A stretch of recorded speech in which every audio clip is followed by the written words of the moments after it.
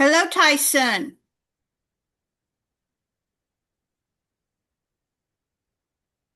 Being all formal with Tyson instead of Ty. Yeah. Oh, because he knew if his name said Ty, we wouldn't let him in. And he's You know muted. We what? can't, I think that's true. Yeah, I and saw Tyson enter the room and I thought, oh, I don't know Tyson. This is must a be new someone person. important. And he's muted, so we can't hear what he's saying back to us, which is perfect. Yeah, I think this is a great setup. I had to take a side door in.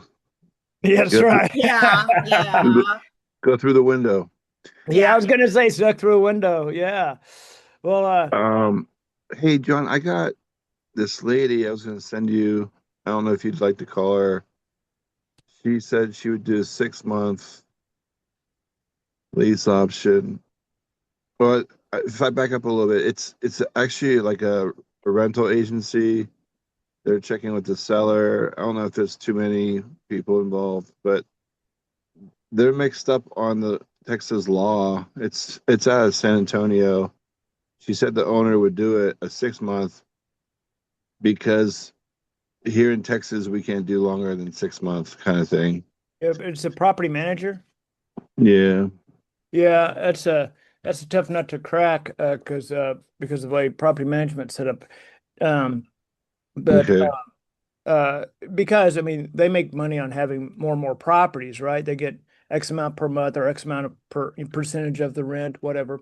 So they don't want to lose that inventory, that revenue stream. Um, but so I could talk to her and explain the basics of Texas lease options. It's going to go over, she's not going to understand it or want to learn because it's not her forte, which I get that.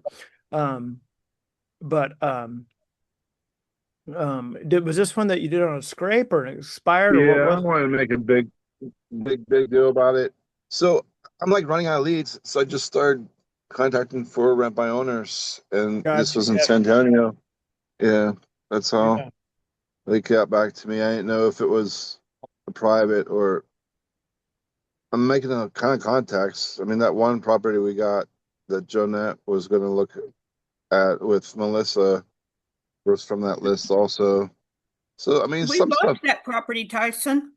you did walk it. Yeah. Yeah, they want too much money. Oh, okay.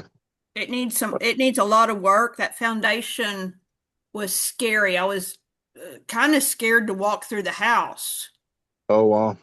Yeah, house is about to slide off of that slab. That's wild. Or actually the slab is crumbling underneath the house. Yeah. Yeah, it doesn't sound safe. No. Okay. No worries, John. I just wanted to mention to you since I was thinking about it earlier what to do with it because they want me to send them numbers, and I was about to send numbers, but I'm like, Joe's like, I don't want to touch it. I don't want to explain everything, and you know what I mean? Yeah, He's like, yeah, yeah. Um, well, like I said, if I talk to her, um, anything, even I, she's not gonna, it's not her wheelhouse. So, yeah, why would she bother wanting to be educated? And I don't mean that in a derogatory sense. Um, but um, I mean, I can always talk to her, get her email address, send her a video on Texas lease options, and say, well, blah blah blah. But I tell you what, I can pull up. What's up, Josh? Do you have the address, Ty?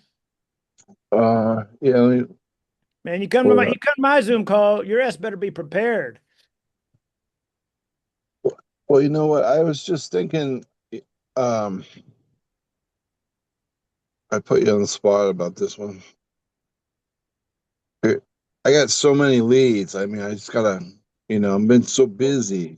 Well, last week I was calling leads in Bear County, which is San Antonio. I've got more leads to call. County, I've got a lot of leads to follow up on that have been sitting there for a week, just from a time perspective of calling them. But I got and I think I've got some leads to follow up with from San Antonio where I sent price sheets. I've got a stack of leads over here that I got to go through. But I tell you what. It's Oh, you got it. well, 12011 Faith Crest, all one word, Faith And I apologize. I was typing 12011. Yeah, Okay. Faith Crest. Faith Pressed, Yeah, like ESTESSED. FAITHCREST. Yeah, Oh, I'm so sorry. Faith Crest. There it is. looks like a pretty nice house.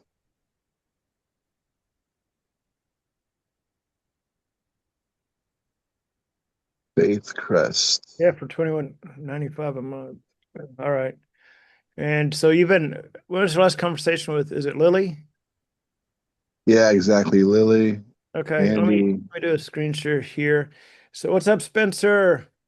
Hey John, how you doing? Good to see you on here. Step Hey, up and join every Tuesday now. yeah, yeah. Todd, I still need to learn how to talk to sellers. well, that's what these calls are for. It's super easy.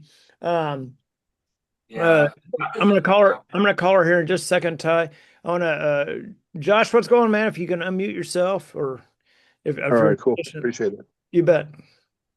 Hey, John, how are y'all? What's going on, Josh? Good, man. Just happened to run across uh this you were having a Zoom today, and it was funny. I was just looking at Houston's all-time high listing Yeah, numbers, and I thought this might be a good time to re-engage with this with the lease nodes, and let's create yeah, some exit strategies for people. yeah. I was actually on a call yesterday with someone. I looked at Harris County, Fort Bend, and Montgomery County, and we can pull it up here real quickly, and which is good for everyone that watches this or watches the replay. Just see what I look at.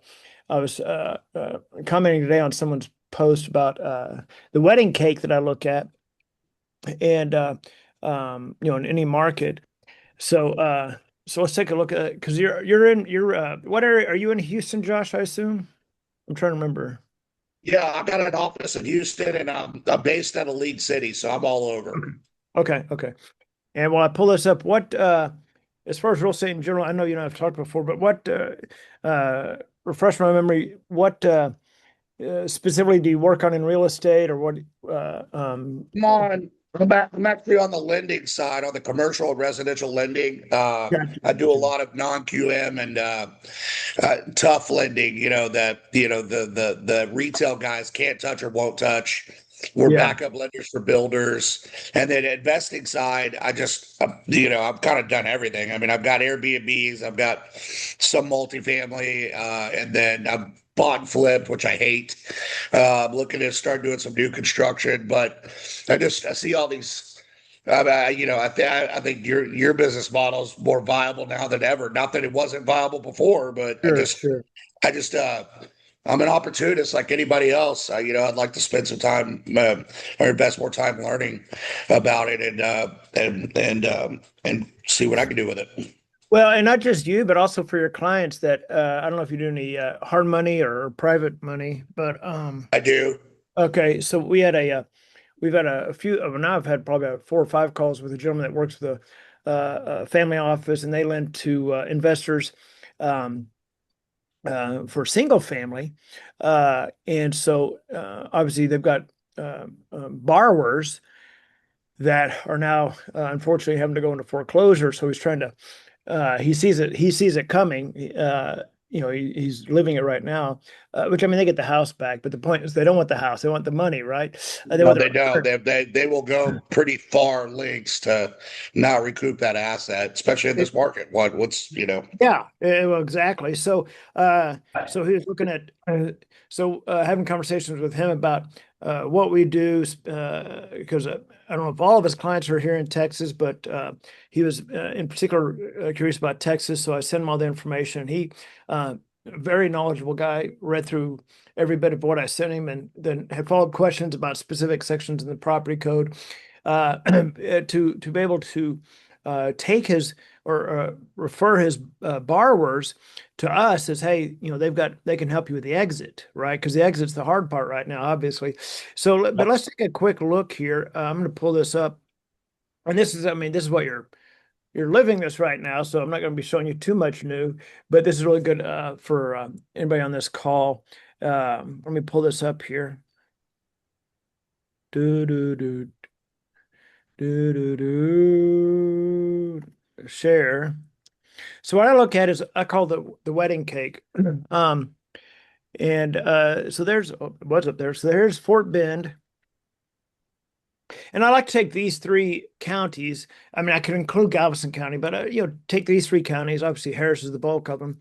But I like to take Fort Bend, Fort Bend, Harris County, and then I like to add Montgomery County.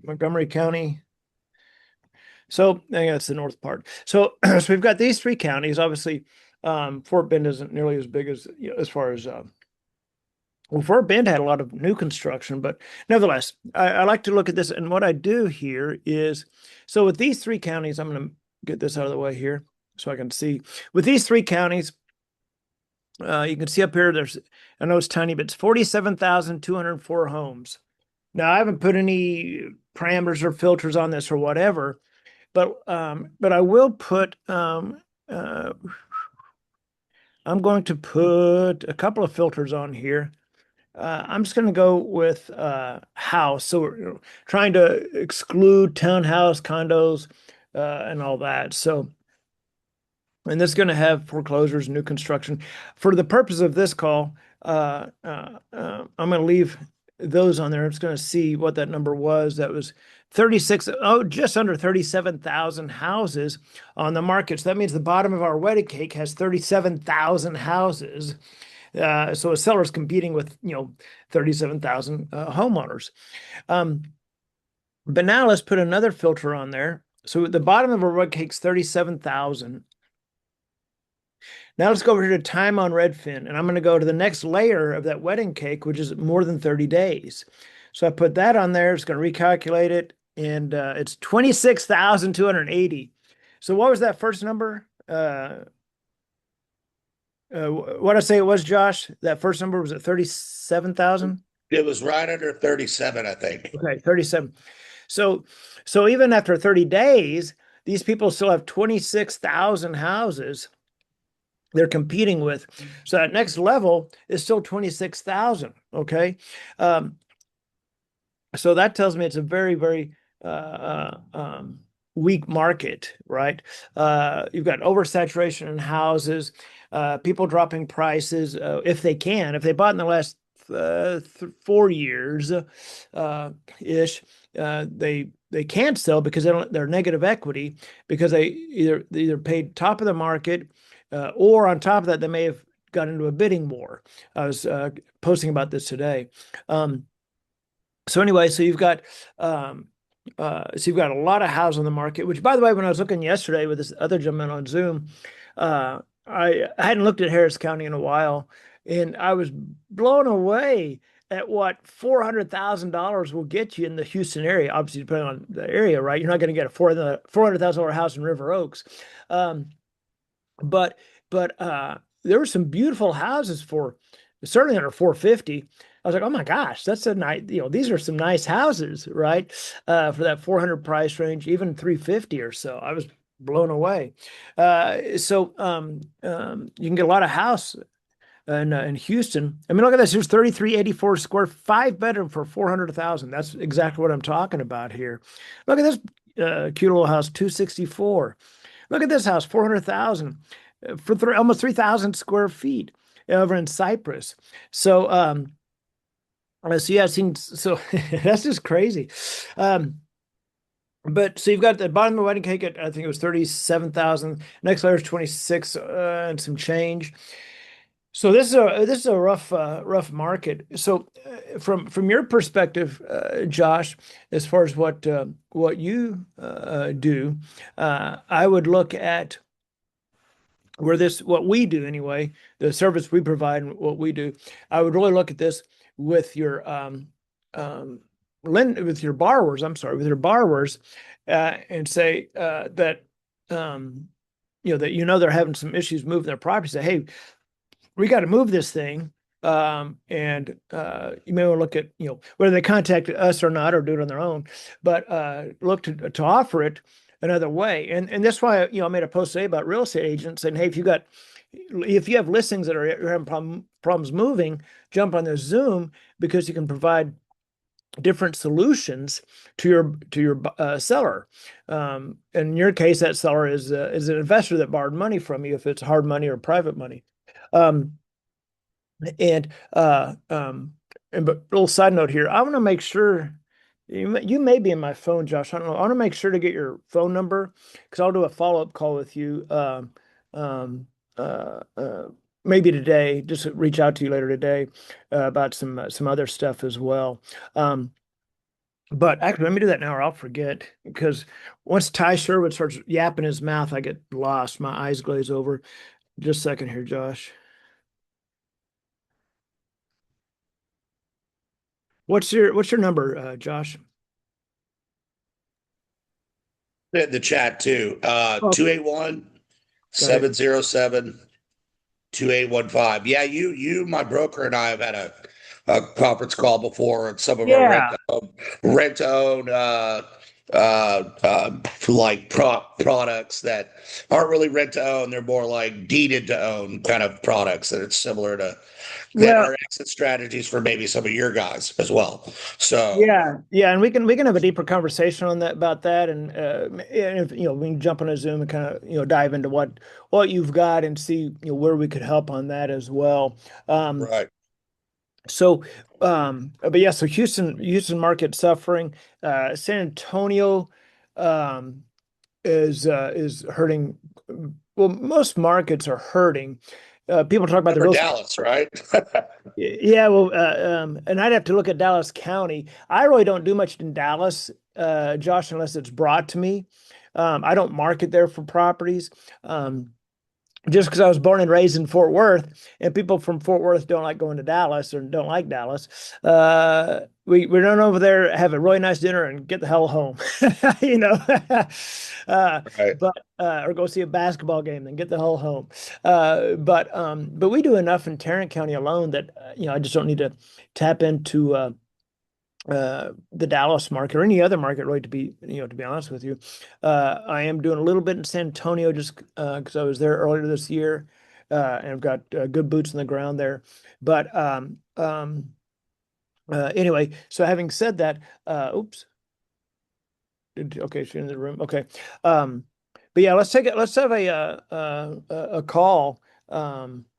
Maybe I'll reach out to you probably today, and we can dive into kind of what you've got, um, and see where there's some different fits there, whether it be for us, or just kind of for you to pass on the I've information. met some people that have contacted me to like liquidate some properties for them and Yeah. wholesale and whatnot, and they're looking at best possibly owner financing and things. So it's a good opportunity right now to and I've got time to do some marketing on my own for this kind of a deal. I'm interested in it, so for sure. Okay. So yeah, so with so I've talked about this on a number of calls, guys, is that even though we're known for lease options, about 20, I would dare say 25% of the deals we do right now are seller finance. Which if you want to get on into that on this call, I can do that.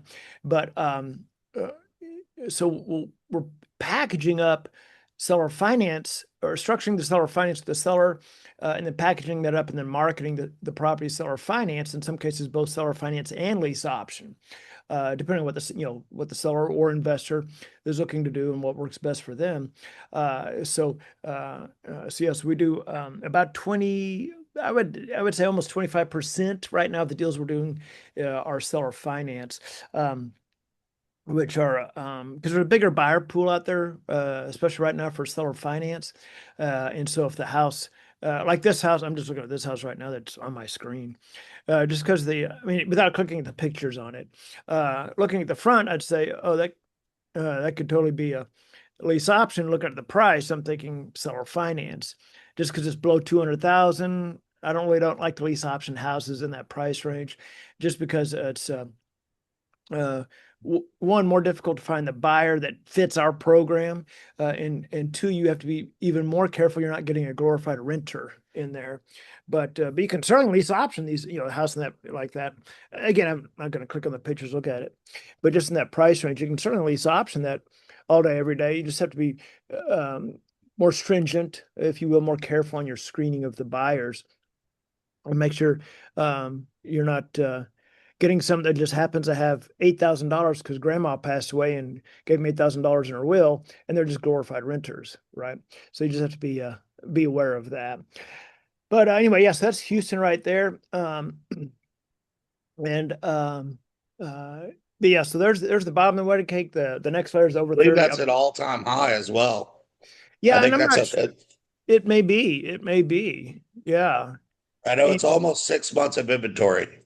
yeah. It's I saw that. I know people have been posting about that on social, and but it's not just Houston. I mean, San Antonio. Um, I saw something today where it was their days on market have gone up. How much inventory they had. So it's certainly it's affecting different most markets, but not all. So when people talk about the real estate market, um, guys, that real estate's uh, I used to be a day trader many years ago, so I really understood the stock market and the options market. And real estate is very similar to the stock market in the sense that the stock market can be pulling back, but then you've got maybe individual sectors that are doing stronger, holding their own, individual stocks are holding their own, or even going up. So when people talk about the stock market, I'm so sorry, the real estate market in general, um, there's going to be pockets of areas that hold their own, pockets of areas that continue to appreciate as the market's coming down, as oversaturation's coming into effect, and interest rates go up. But still, that's why when I'm looking at a market, I'm just looking very quickly at total houses, meaning the bottom of the wedding cake, then over 30. And then, of course, you can take it to the next level of over 45 if you want to, over 60, over 90, et cetera, and go from there. But yeah, Houston's a great market for this. Hello, I'm going to say a quick hello to everybody here. Hello, Deanna Lee. Hi. Hey, girl, you were the first one to try to hop in the Zoom. I was moving my computer outside here and about to move it out, and I saw you join the Zoom room, and I was still moving my computer, but I thought, boy, Deanna Lee's anxious to see me and say hi again. Absolutely. Yeah, it's been a while. Remind me, Deanna Lee, where are you located? Savannah. Savannah. Okay, Savannah, Georgia. So, what I and again, I haven't looked at Georgia in quite a bit, but what's the market like there in Savannah or even over in Atlanta?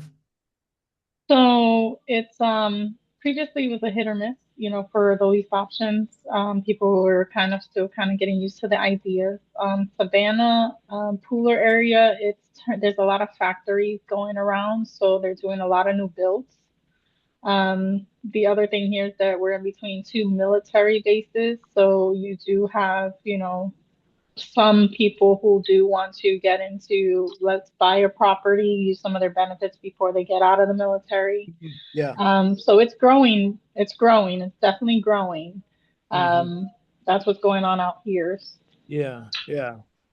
All right. Well, good. Well, good to see you again. And I'm gonna and Eloy, is that right? Eloy?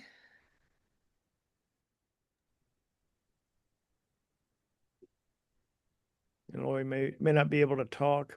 We get people hopping on the Zoom that may be taking their lunch break or at work, and they secretly got their earpiece in and don't want anybody to see them at work. But as always, as you all have questions or comments or anything, just unmute yourself and fire away here. And by the way, and also before I forget, again, I did make a post today about for real estate agents that if you have listings that you're having problems moving, bring the listings to this Zoom call, or if you all have deals or potential deals you're looking at, and want to see what that would look like for a lease option or seller finance, certainly, bring them up and I'll dive into them here live and kind of see what I'm looking at as well. So I'm going to call. So Hang on, Aloy wants to talk to you, but he's trying to figure out how to unmute.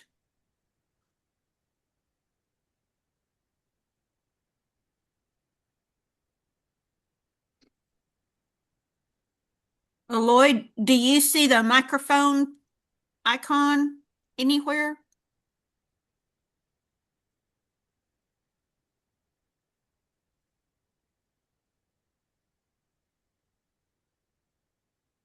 Okay. All right, just join us when you can. so Ty was talking to this property manager, Lily Dominguez, about this property up here, and I bet, Ty, I assume you've got a better number for her than the 888 number.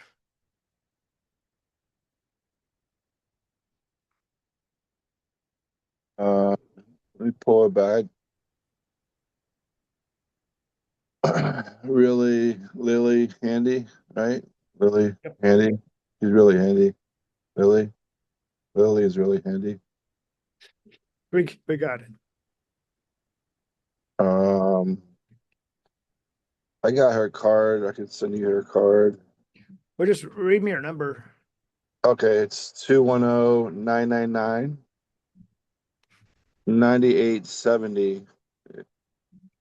Okay. All right. So as I was saying, guys, so I don't reach out to agents, almost never. I have reached out to some over the last few days because I've got a buyer looking for a house in an area and trying to find a house that would work for him because he's got the money down, solid guy, and the one that we've got in that area is it's not going to fit what he's looking for. I don't reach out to property managers because property managers want to have all that inventory because they get a little piece of the pie every month, right? So, but in this case, Ty, sorry, I was looking at something. Ty had reached out to her, I think probably with her software, or for rent by owners. But as you all know, a lot of for sale by owners and for rent by owners are not actually by owners, by an agent. In this case, he talked to Lily a little bit about this property, and she said they could do a 6-month lease option because of Texas. And so I'll call her and talk to her a little bit. I'll get her email address if she's willing to give that. Just say, look, this is what we do. I'm the guy that teaches it, and happy to, whatever. And I'll send her some information on Texas. She's really not going to care because and why should she? It's not in her wheelhouse, and she's not looking to do a lot of these. But I'll call her and see how that goes.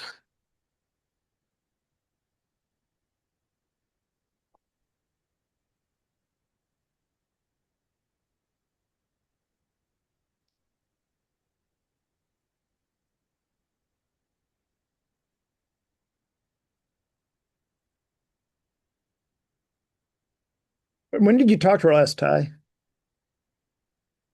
Talked to her just yesterday. Okay. But we're going to send her numbers. And then I talked to Joe, and Joe was like, I'm not touching that. He's like, I'm not going to get into like a 3-day seminar with her or 3-hour seminar. Or even better, you may text me at 210-999-9870 for a quicker response. Thank you so much for calling and have an awesome day. Hi there, Lily. My name is John Jackson. I was calling about the property you've got on Faith Crest, and you'd spoken to my associate Ty Sherwood, I believe, yesterday, and wanted to talk to you a little bit about that property. My phone number is 817-980-0068. Thank you. I'm sorry, did you say you did or you did not send her numbers? No, I just got them approved from Joe yesterday, so I was going to send them today. If she, we'll see if she calls back here. Okay. All right. So, by the way, before I start making some phone calls and stuff, let me move my thing here. Come on.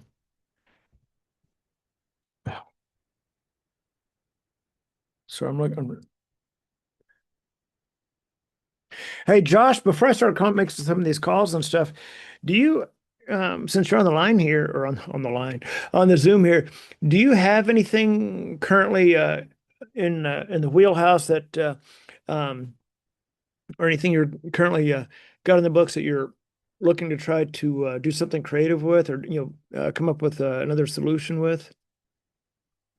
I have all my stuff is rented out. I've got one owner finance property, and it's in a pretty good position. But I do have a lot of people. I do know a ton of investors, and also people just with listing their homes on the market. Or, I mean, I'd like to start prospecting and creating business, but I don't really have anything.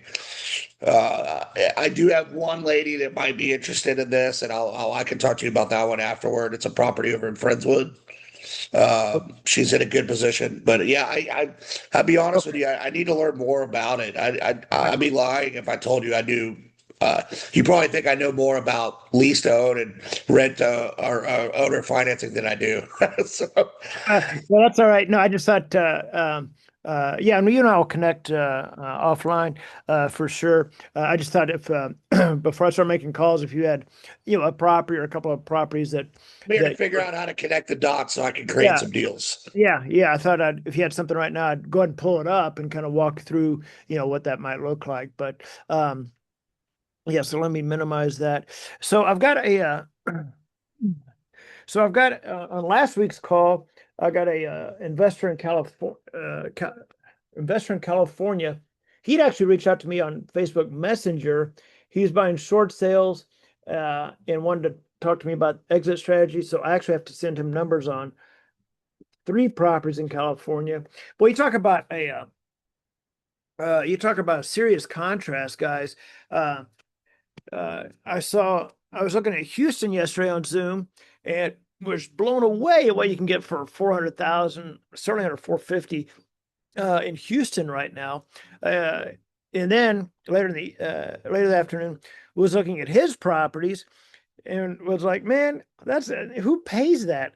A little $1.2 million home that looks like something that it might be in like Lake Worth or Haltom City, which y'all would be necessarily familiar with those little towns, little suburbs, but a little 1,100 square foot house. I mean, it's almost that was $1,000 a square foot for basically a big apartment, but insane. Looking at that, so and I've got the $1.8 million home in San Antonio. I'm going to send seller finance numbers too. I could actually that, and I've got some follow-up calls to make still to those two. That agent, I'm just going through some of the leads I've got here. That one. Okay, let's. So I've got to send numbers to. And that one as well. His voicemail is full, right? So let me see here before I start making these other calls.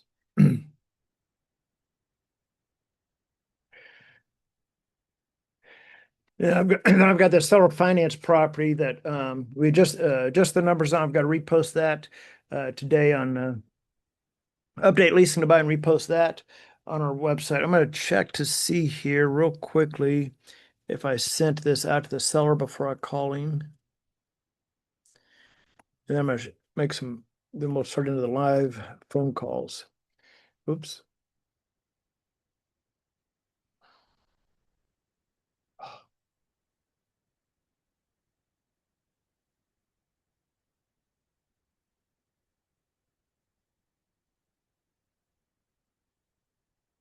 Okay. Yeah, okay. So let me call this gentleman here. I'm going to pull up the property. I've actually already got it pulled up somewhere, but San Antonio, Cleburne, Encino Point. So I've got to call. I've got a number of people to Escalante. So here's this house down in San Antonio. What's interesting is this is in San Antonio, and in 2023, so this is for sub owners. We sent them a text blast, and it turns out in 2023 he had another property. This same seller had another property that we structured seller finance on in 23 and for an investor. So small world. So I'm going to call him real quickly. Then we'll jump into these phone calls, and I'll show you, what we do. And grab my phone here. All right, here we go.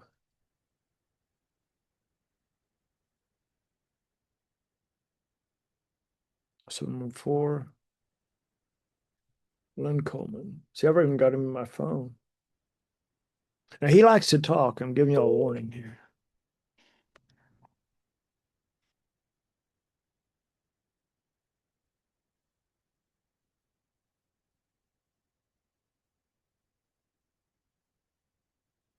Hello, Classic. Hello, Lee. This is John Jackson, leasing to buy. You and I had been speaking a little bit a couple of weeks ago about your house there on Escalante, and I just hadn't heard from you, and I wanted to give you a quick ring, make sure I didn't let you slip through the cracks, just see if you'd had a chance to look at those preliminary numbers I sent and all that. Yeah, I looked, and I've looked at so many of them. I can tell you which one of you. Well, mine are the prettiest ones. Friday. I just got in, but I'm going through, and that I'm doing for sale by owner, correct? Right. Oh yeah. Mm-hmm. And did I give you the rock bottom number that I would take? Let me see here. I think you did, but that rock bottom number doesn't matter to us because we still want to get you the top dollar. So even if you said you take 520, that doesn't matter to me. I'm still going to go for over that. Yeah.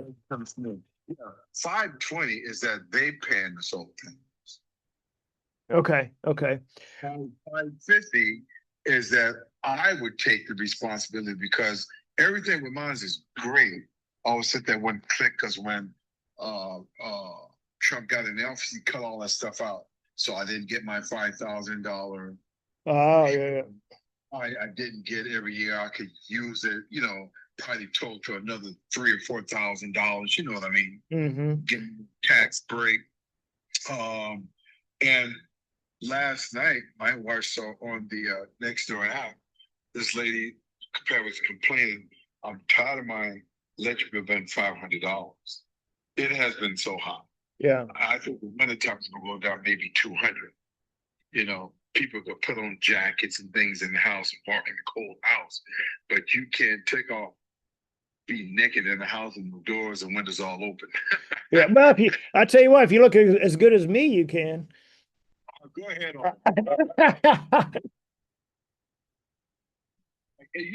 I know you guys know more than I do, but see, I make it so simple. Yeah. If it's 520, they pay it off. If it's 550, I'm paying it off. Next year at this time, I think both sides would be a little bit better.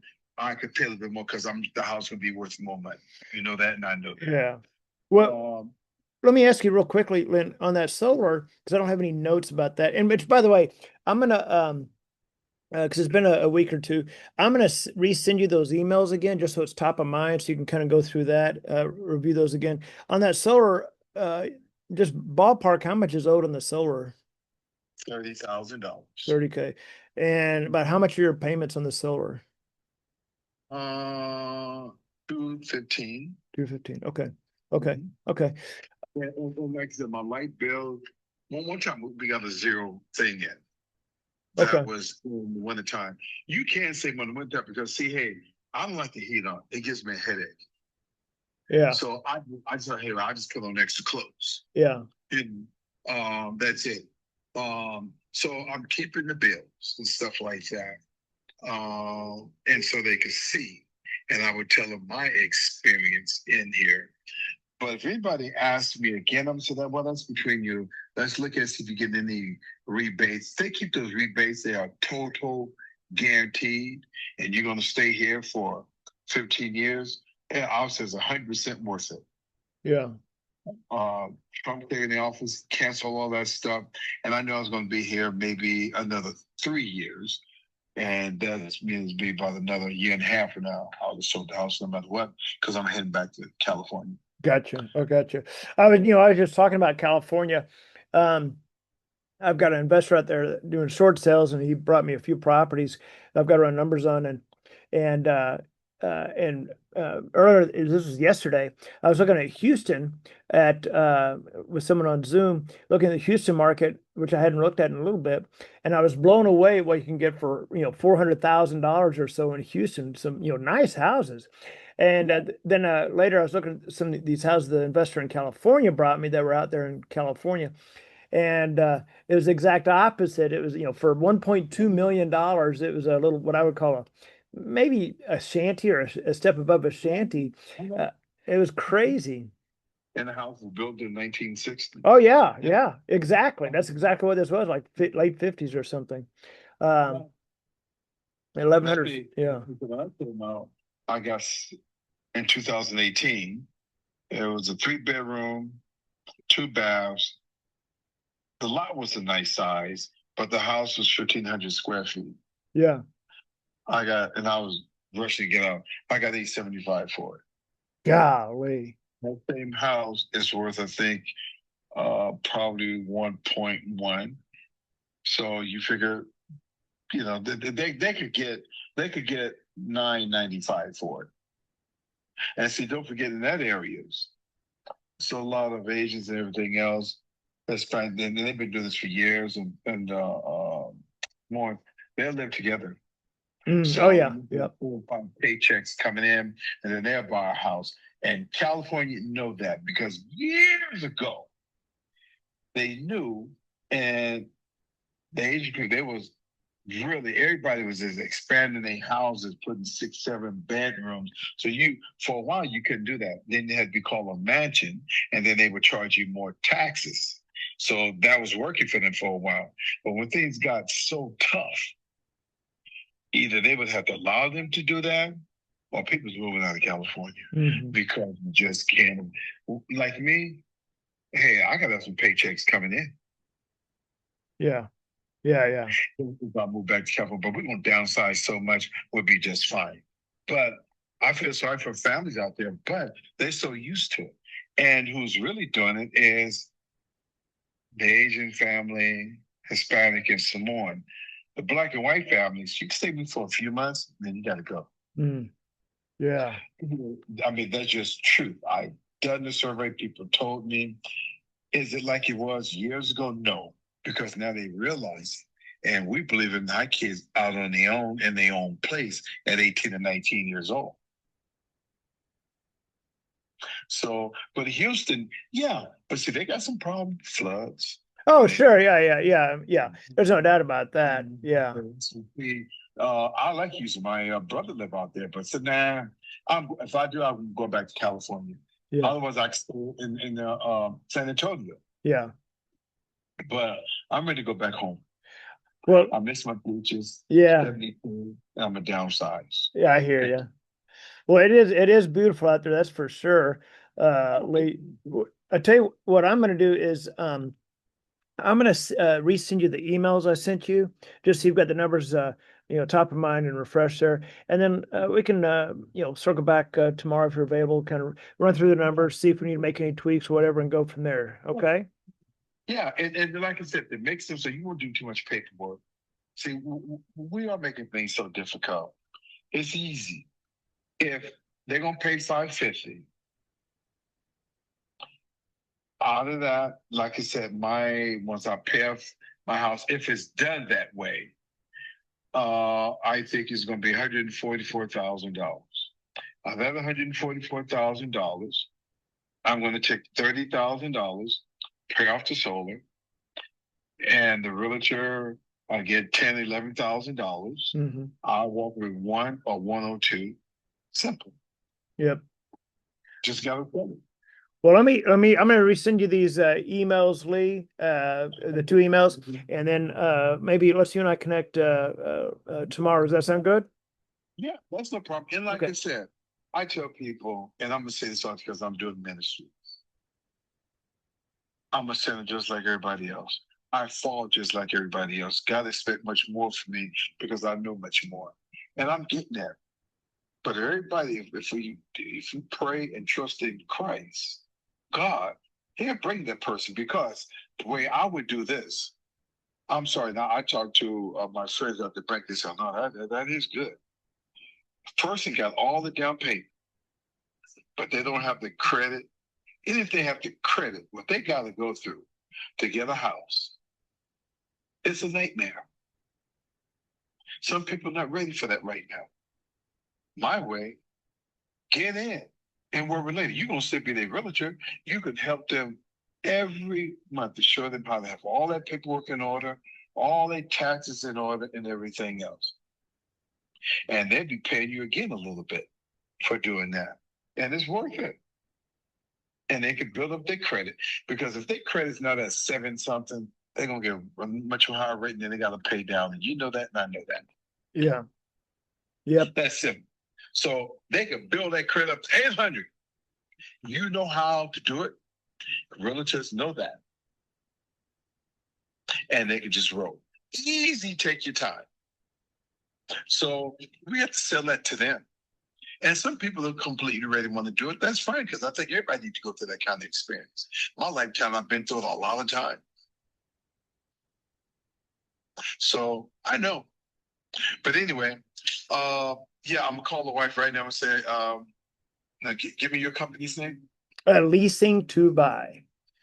Leasing to buy. Yes, sir. And it's going to be on my emails, John at Leasing to Buy. So you'll see that, and you'll see in my signature, our company name and phone number and all that in there. So I'll get that going here in about 10 minutes. Okay. Okay. I tell them about 15. And I have done some leasing to buy. Yeah. I was young, 72, and I thought about doing it at a house I have on the Advantage Run. Oh yeah, yeah. Yeah, but then I was going to stay. I was going to stay in Texas. I would have done it, but when Pastor Borg, when I was out there last year, we talked and everything else. It's okay. I'm coming back. I don't want to do it too far. Don't want to deal with it. I want to be free as a bird as much as I can. That's all I'm saying. I hear you. I hear you, man. We all want to be free as a bird. Yeah. Well, like I said, let's still talk. They may say, hey, they may come up with, okay, how about we come up with 80,000 and we could work something out. We can always talk. All I can do is say no. Yep. Well, I'm gonna send these emails. In that, I'm also gonna look at some other seller finance numbers that are coming to the table with more money. But let me work on those numbers. But I'll get this. Okay. I'll get this stuff to you today. Okay.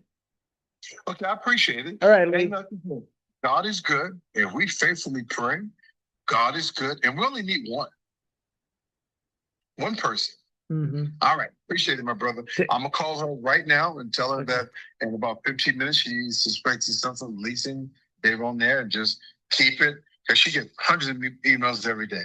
I understand that. I think I'm the king of spam emails, but yeah, I'll get that back out to Lynn Coleman 2020 at yahoo.com. Yes, sir. All right. Sounds good, Lee. All right. Take care. God bless you. Bye bye.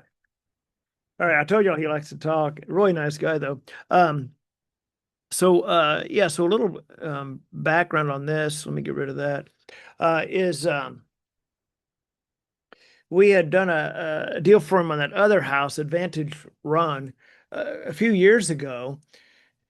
I think it was Fort Worth, and I think we structured seller finance with an investor on that one.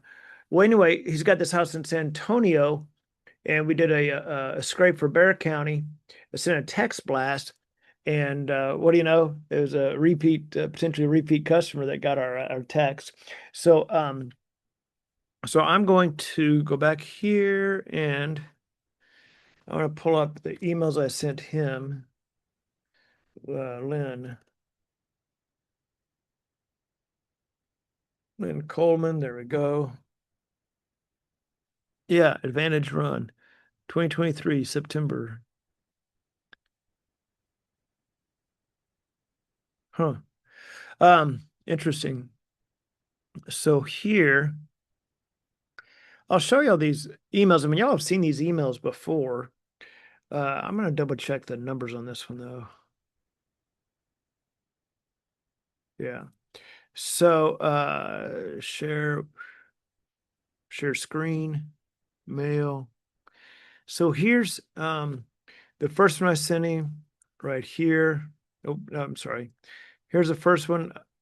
And they know what we do, but I'm going to send them both emails again.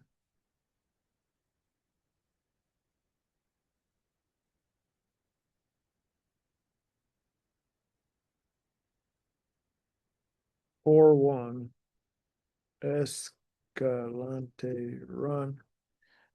There's that.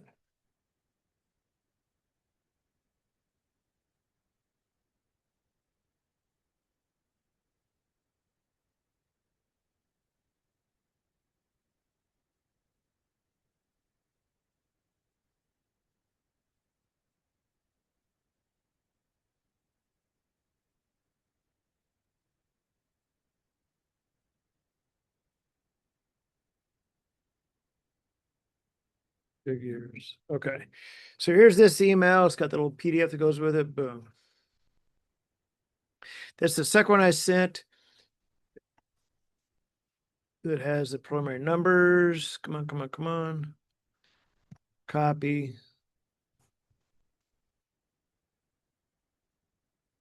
Okay.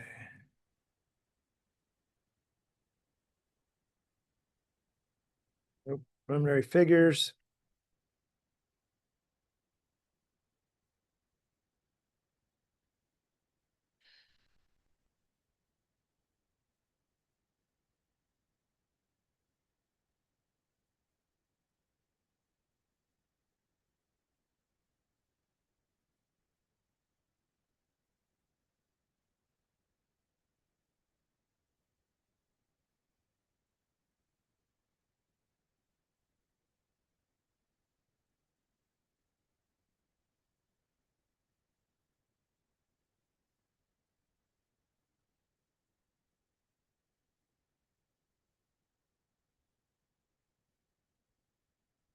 For seller finance.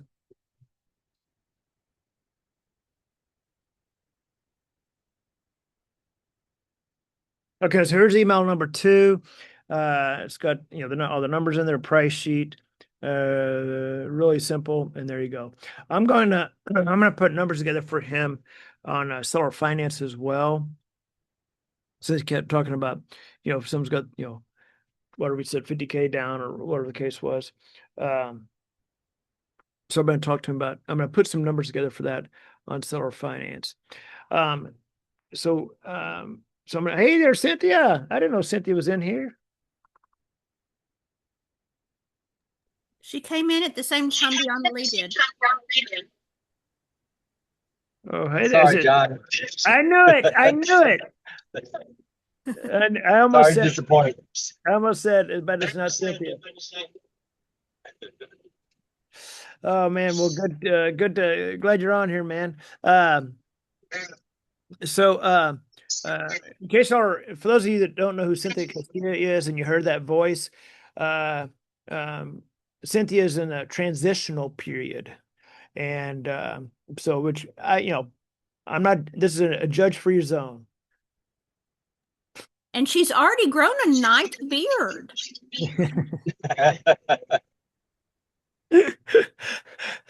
All right, so I'm going to jump into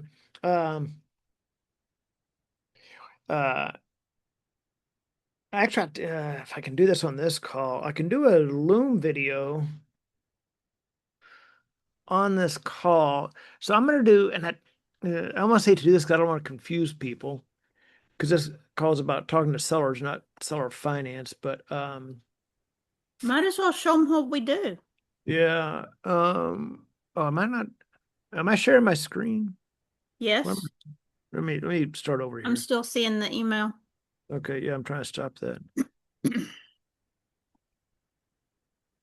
All right, so seller finance on this house. Doing the numbers on lease options is stupidly simple. It's so simple. I've got a lease option calculator that a lot of y'all have.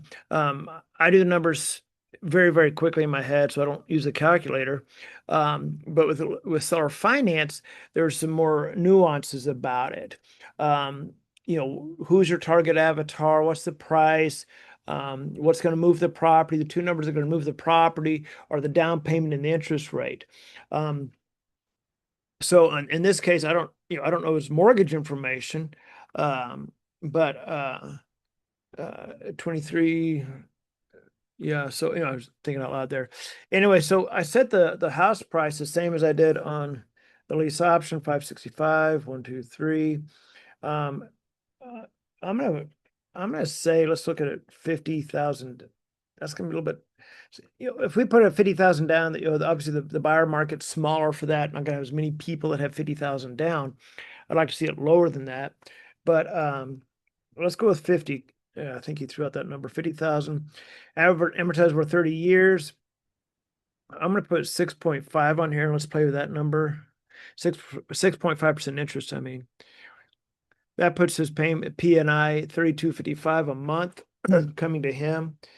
So I'm going to I'm going to go with these numbers. Sorry, I'm sitting outside, guys, out here by the beautiful lake of the Ozarks. I can hear the speedboats going by, and it's starting to get a little warmer. All you Texas people are blowing that hot air up here. So I may have to go inside in a second. So now what I do? So I go to a calculator.net, go to the mortgage calculator, which there's 1,000 mortgage calculators out there. I like this one because the way it's laid out. And I put in the numbers, some preliminary numbers to get the conversation started.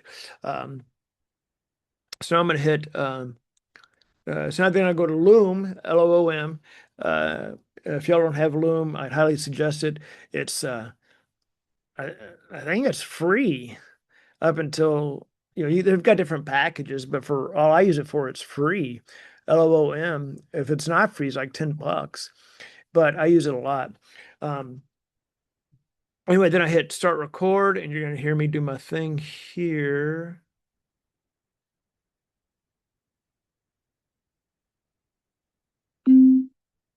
All right, hey there, Lee. Good talking to you again. I did send resent the emails for the lease option to Lynn's email address. After our conversation, though, I made a note. I wanted to send look at some seller finance numbers, what that would look like. And these aren't set in stone, but at least gets us thinking about that and see if this may be a fit as well. So let's go through that. So put the price the same as the lease option, 565. Down payment is $50,000 that the buyer's putting down. Our fee for doing the lease, I'm so sorry. Our fee for doing the seller finance is the exact same as it would be on the lease option of 15,000. Excuse me. So it's so our fees is still a flat 15,000. We handle the purchase and sale agreement, seller finance addendum, get everything to the RMLO, make sure everything's settled to title, and really hold the hand through that process. Nevertheless, on the numbers, 565, 50,000 down, amortized over 30 years. And I put 6.5% just as a kind of a starting point for the conversation. 6.5% interest. What this means, Lee, is that the buyer would be paying $32.55 a month just in principal and interest.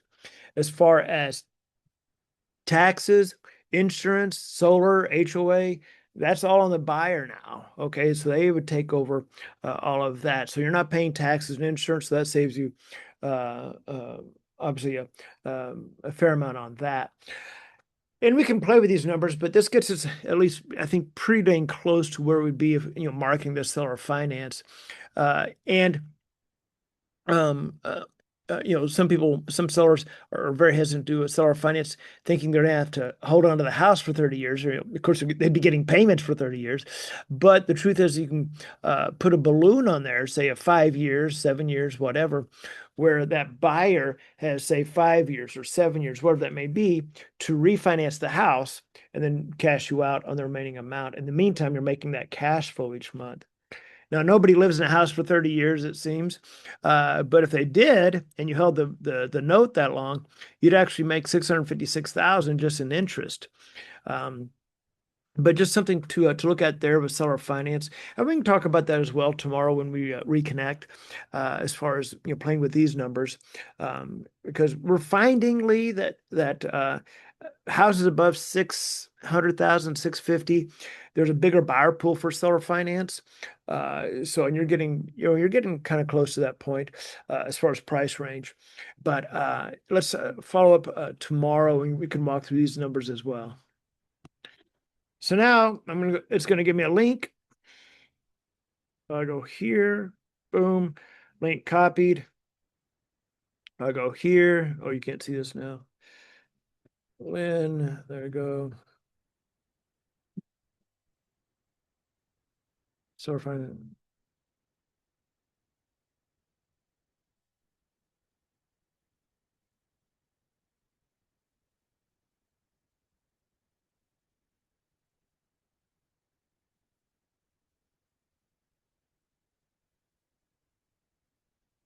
Okay, so I just sent an email, put some phone numbers on seller finance, blah, blah, blah, blah. Here's the link to the video. All right, so there's that. Now I'm gonna start calling some of these sellers here that I've got. So you get to see me do that. Before I get started on these seller leads, the calls I want to make, I'm going to make any questions on anything that we've talked about, anything you've seen so far. Hey there, Anthony from Dallas. Or any deals or leads that you have that you want to see how I would potentially structure them.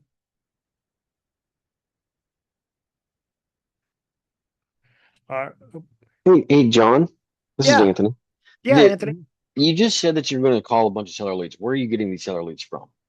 So these are leads from our software. We can go out and scrape all the for sell by owners. In this case, what you'll see is Bear County, Tarrant. I did Bear County, Tarrant County.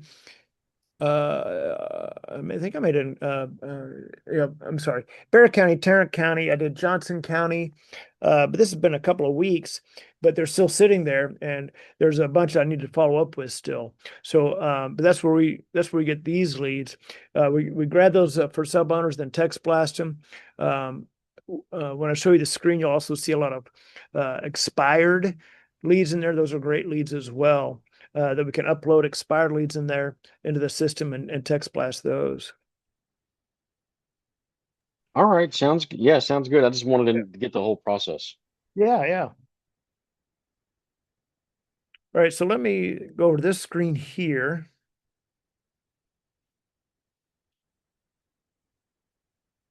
And what I'm going to do is let me end that. So I'm going to go over here again. These guys, these are a couple weeks old, and that's on me. That's my bad. And this is why I say, like, anybody using, doing text blast, whether you're doing a lease option, seller finance, or wholesaling, or whatever it is you're doing, if you're going to text blast, really you want to do it when you know you've got whatever that is, hour and a half, 2 hours to call these leads back. Otherwise, we all get busy, and I certainly get busy because we get a lot of leads brought to us, right? A lot of buyers and sellers coming to us, so then I get focused on that. And then, this is exactly what happens is now I've got these people that replied, some of them 2 weeks ago, and I haven't had a chance to call them all back. Perfect example of that, and some of y'all may have heard the story, is I was doing a live webinar one time, and I I don't know why I did this. I scraped the entire state of Texas, and it was at the time it was, I know it was 800 and something for sell by owners, and I was on a live webinar just showing what we do, which we don't scrape an entire state normally. I did for some stupid reason, and live, and text blasted them. And within, whatever it was, 10, 15 minutes, live on the call, over 300 people had replied. And I'm live on a webinar. So I was like, well, All right, I'm not calling 300 people back, but you can see what we do. Right? So I couldn't keep up with that. So you want to block these into when you can know, okay, I'm going to send this text whatever Tuesday at noon and till 3 o'clock. This is what I'm doing. But I'm doing a screen share here to show y'all what we do. And this is really where most of my students get their leads, their houses. And you're going to see, yeah, I'm on here. Johnson's in Tarrant, Johnson, Bear, to Sampa. It's supposed to be Tampa. I scraped Tampa specifically because I was looking for a particular house for a buyer that I've got, and but most of Tampa's houses are obviously on the MLS. But then you see these expireds where, excuse me, Johnette will pull the expireds and clean the list and upload them in here. You can see these people that have replied. There's 15 out of 90. This is tell you the 15 out of 90 and this and that. But which I can always look at those. But I'm going to go back here to so the last week, maybe last 2 weeks, I was really focused on Bear County. But I want to go to Tarrant County here for a second. Because I was looking at this and it's available. This one, let's look at is Trail Creek. So there's one in San Antonio. I'm going to call Bandera Ranch, right? Yeah, Bandera Ranch. I want to go back to here. So I did have, is this one? I had one.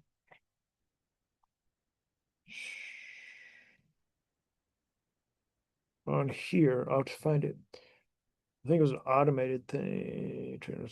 Okay. I just want to make sure I'm looking at the right house here. Okay, Trail Creek. Let me double check. There's one. Yeah, right here. Okay, so let's take a look at this one. Yeah, Bandera Ranch. Okay, it's this one. Okay. So here's a house with 5-bedroom, 2,600 square feet, whatever, for sale by owner. And there you go. So this will be interesting because now this one's on Zillow, but for sale by owner, but look at the listing. It has one picture. So, but then on the if we go here,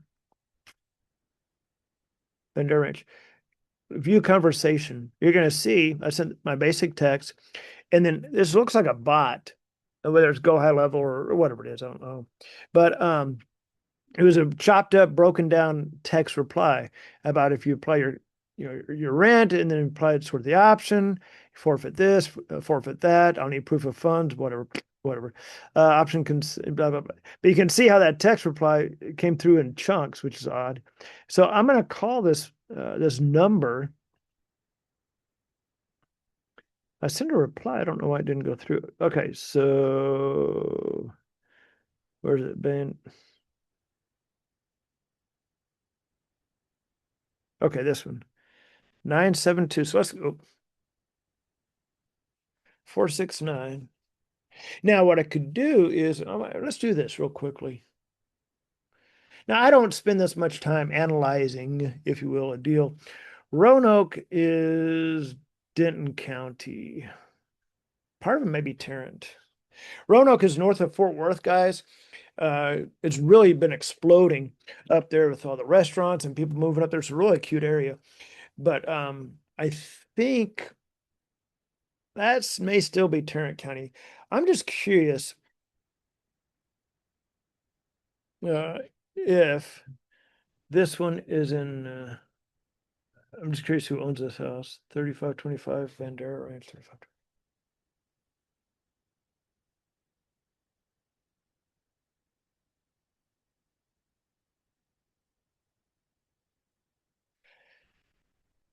It may be Tarrant County. Nope, there it is. So here's the owner. I'll go Mustafa.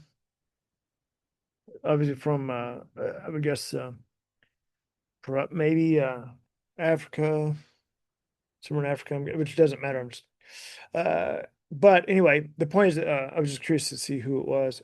Again, guys, I don't normally spend that much time at all researching a property, but I will pull it up on, to see the property. But I'm going to call them right now. And if I have any problems understanding them, Ty, I'm gonna let you talk to them.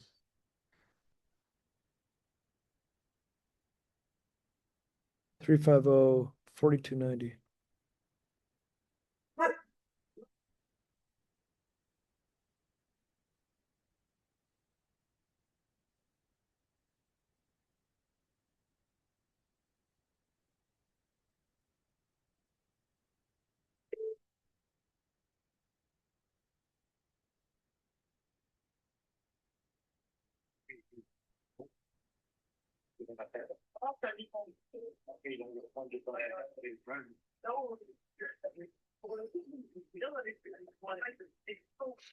Hello. Hi there. Yeah, I was calling about the house for sale up in Roanoke. Yeah, I had actually texted I texted you about 2 weeks ago, and I apologize just getting back with you about it. You had looked like you had this house available for lease to own. Is that right? Yeah. I'm right now on a dinner overseas in France. Can we have this call please in 1 week or two from now, please? When I'm back. In about a week? Yeah, please. You bet you. Okay. All right. Bye-bye. All right. So I don't know if y'all could hear any of that, but there was a bunch of noise in the background, people, and I don't know where he said he was, but maybe he said he was someplace having dinner. So he's not in the country, obviously. So anyway, I really wanted to get him on the phone to talk to him about what they were offering in this house, so we could break that down for you all and hear me talk to him about what we do, what we structure, and all that. So nevertheless, okay. So now I gotta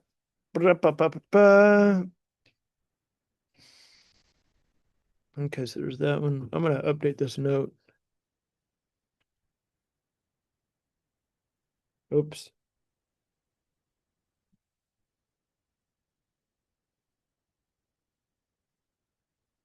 There we go.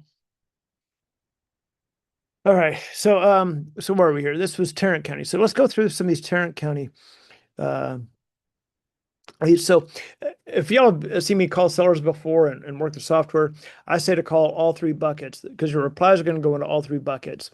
And guys, this applies to whether they're doing lease options, seller finance, or even wholesaling. If you're texting people, their reply goes into one of three buckets: the curious bucket, the sold bucket, and the no bucket. And you want to call all three, because when they reply, they're letting you in the front door. Okay. And so you want to keep your foot in the door and just have a conversation with them. Not in a pushy way. I just mean you call them and say, hey, we were just texting, blah, blah, blah. So I'm going to, for the sake of this call, to be respectful of your time, I'm going to look at any that say the curious bucket first. Okay. So there's this one here. It says, yes, see how I can help you. Let's take a look at that one. Okay. Oh man. Oh, it's sold. So I'm going to call on this one. This may have been good for my buyer. I'm going to call this one anyway. It shows sold.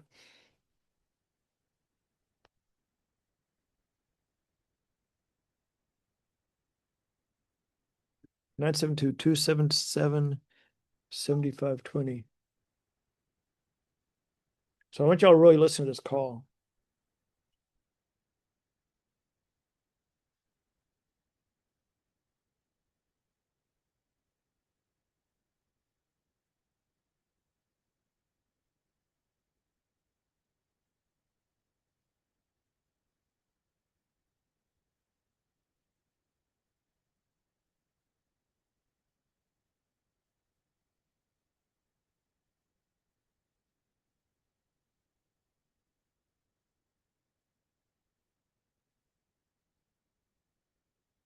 Please leave your message for 97227777520.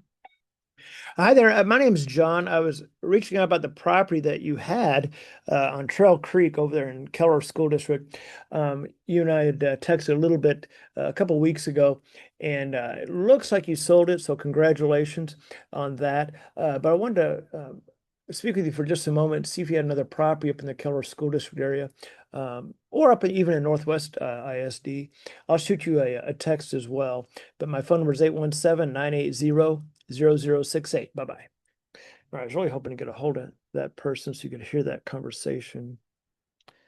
So I'm going to send him or her a text.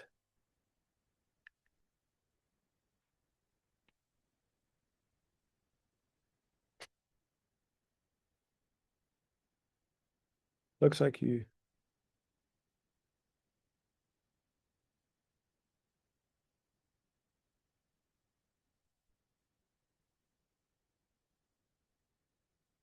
Come on.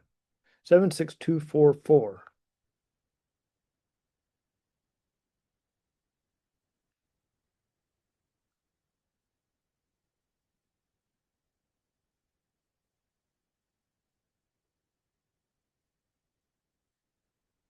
Yeah, I was wondering if you might. Oh my God, it's called. I was wondering if you might have other houses in that price range and area.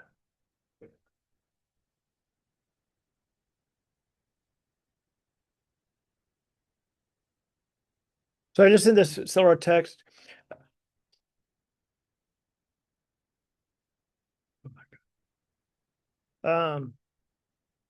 Just have a quick message. Looks like you sold your home in 76244. Congrats. I was wondering if you might have another other homes in that price range and area. Northwest ISD is fine as well.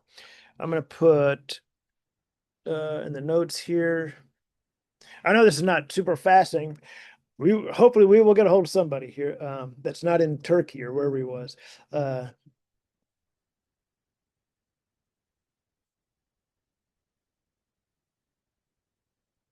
there's that. So again, I'm in Tarrant County right now. And right now I'm just my first initial look is look for people in the curious bucket. Think of interest. Okay, so that's 131. Oh, that's 131. Under contract with a backup. All right. Boy, lucky for them. No leasing sold. It's already sold with about a lease. I don't know what that means about a lease. We're looking to sell outright. Okay. So, Indian, no. That's actual Keller. Yeah, 1.2. Where is that?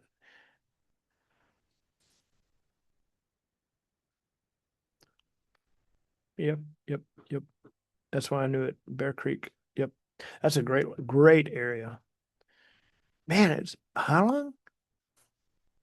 165 days.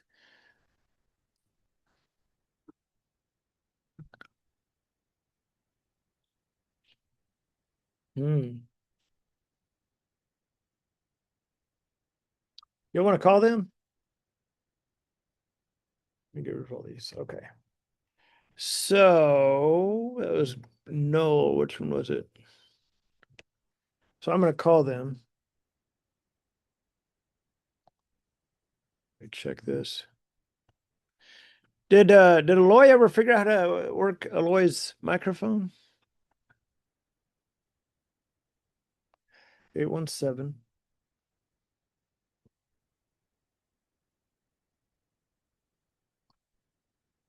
771. No, 817-715.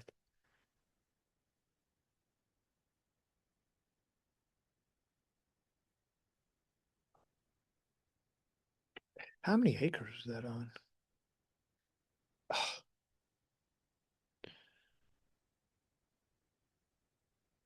2.3, yeah. That they had tried to sell that before, like a while back. Yeah, that house looks familiar. Yeah, so Indian Knoll is right there off Bear Creek, right where I used to live, and beautiful area with the parks and everything. And I'm thinking they had tried to, yeah, I'm almost positive they just tried to sell this when oh my God, I want to say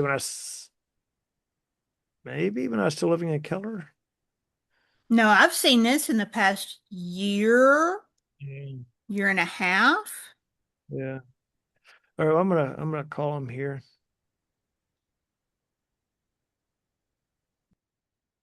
Hi, if you record your name and reason for calling, I'll see if this person is available. John Jackson calling about the house on Indian Knoll.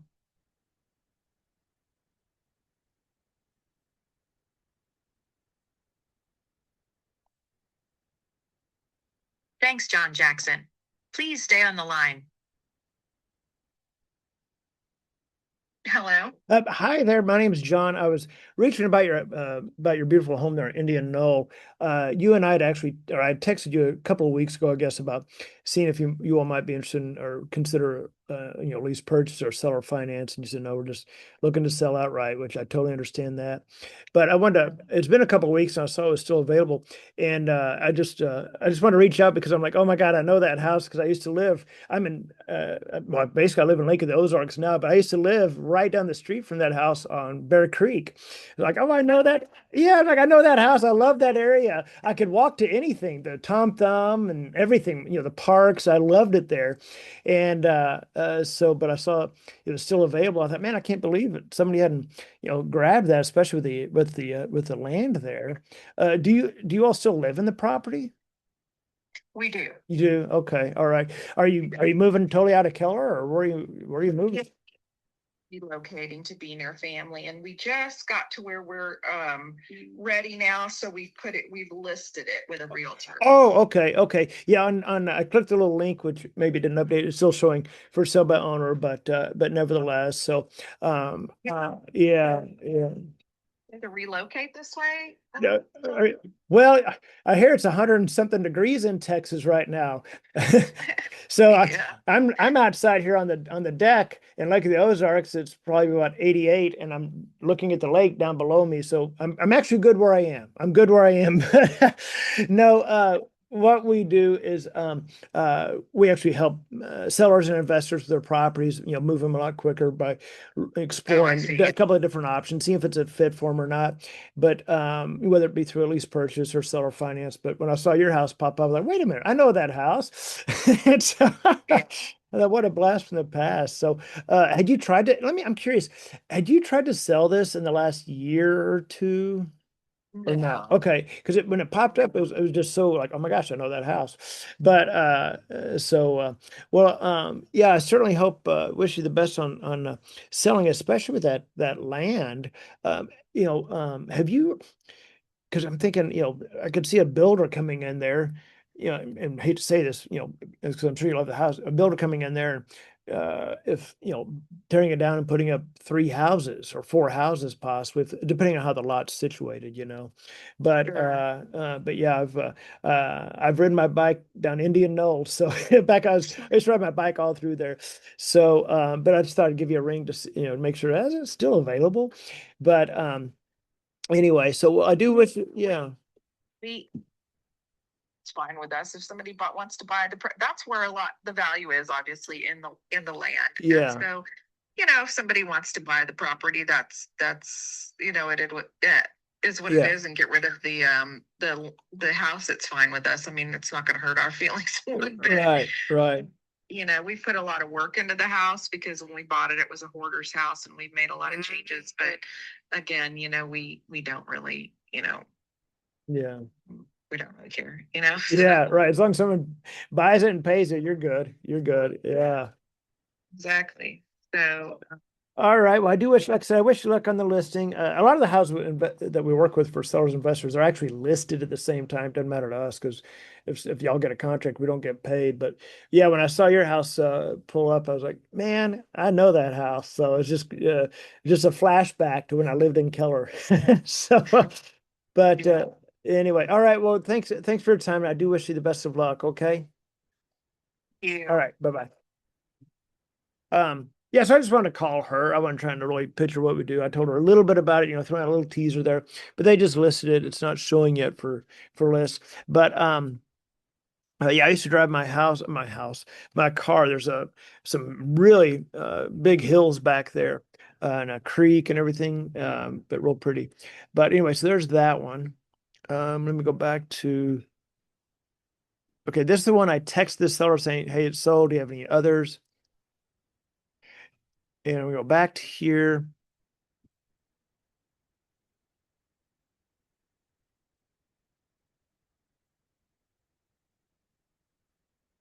Let's put my little notes in there.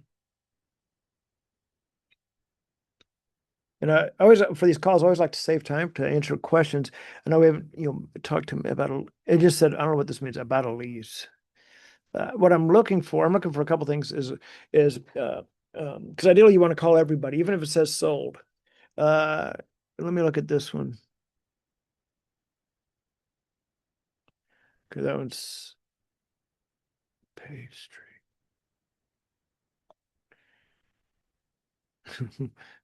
um, that's probably an individual seller. What I was looking for to see if I thought it may be an investment home, but it wasn't. But what I'm looking for is a couple of things.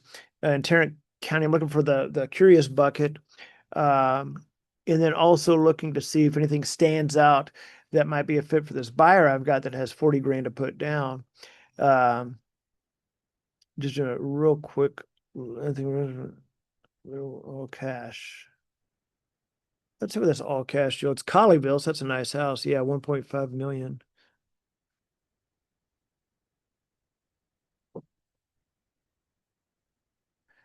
Colleyville is a very hoity-toity area. Very nice. That's too much for my buyer. All right, so let me see if there's any before I switch screens here. Let me see if there's any other. Which house are you referring to? Okay, here's a great one. Which house are you referring to? That means they've got more than one house, right? Let's take a look at this one here. Perfect. Oh, now it's listed. Okay. Which is fine. So if it's listed, so most of the houses we work with are listed at the same time, but they're already listed. But we get those when the owners bring them to us, or if we do direct mail. I'm not going to circumvent the agent to go to the seller, but I am going to call this 609.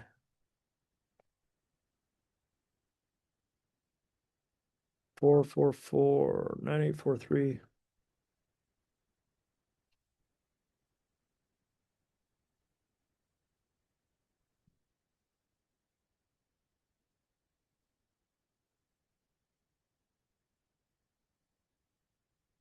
I know you're looking at the phone right now. I'll leave your name and number at the beep, and I'll get back to you as soon as I can. Thanks for calling.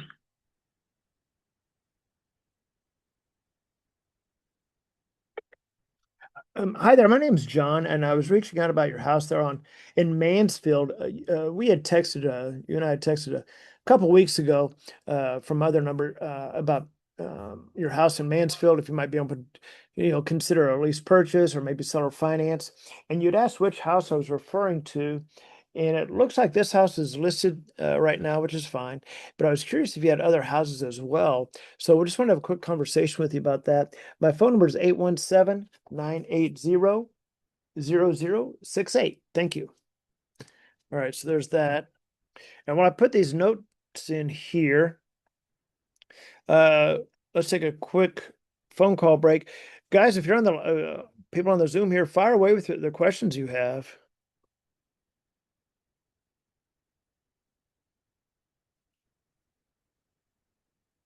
Oh my gosh, listed now.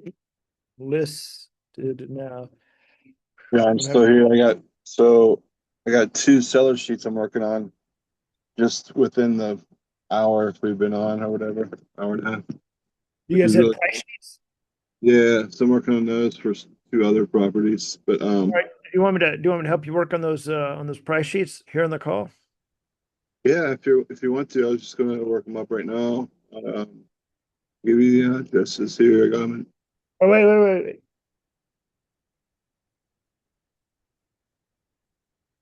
That'd be cool. Hello, this is John. Really nice. And Hey. Marana. Doing great, Jose. Hey, thanks for calling me back. You've got or had the house, or have the house, I should say, over in Mansfield, correct?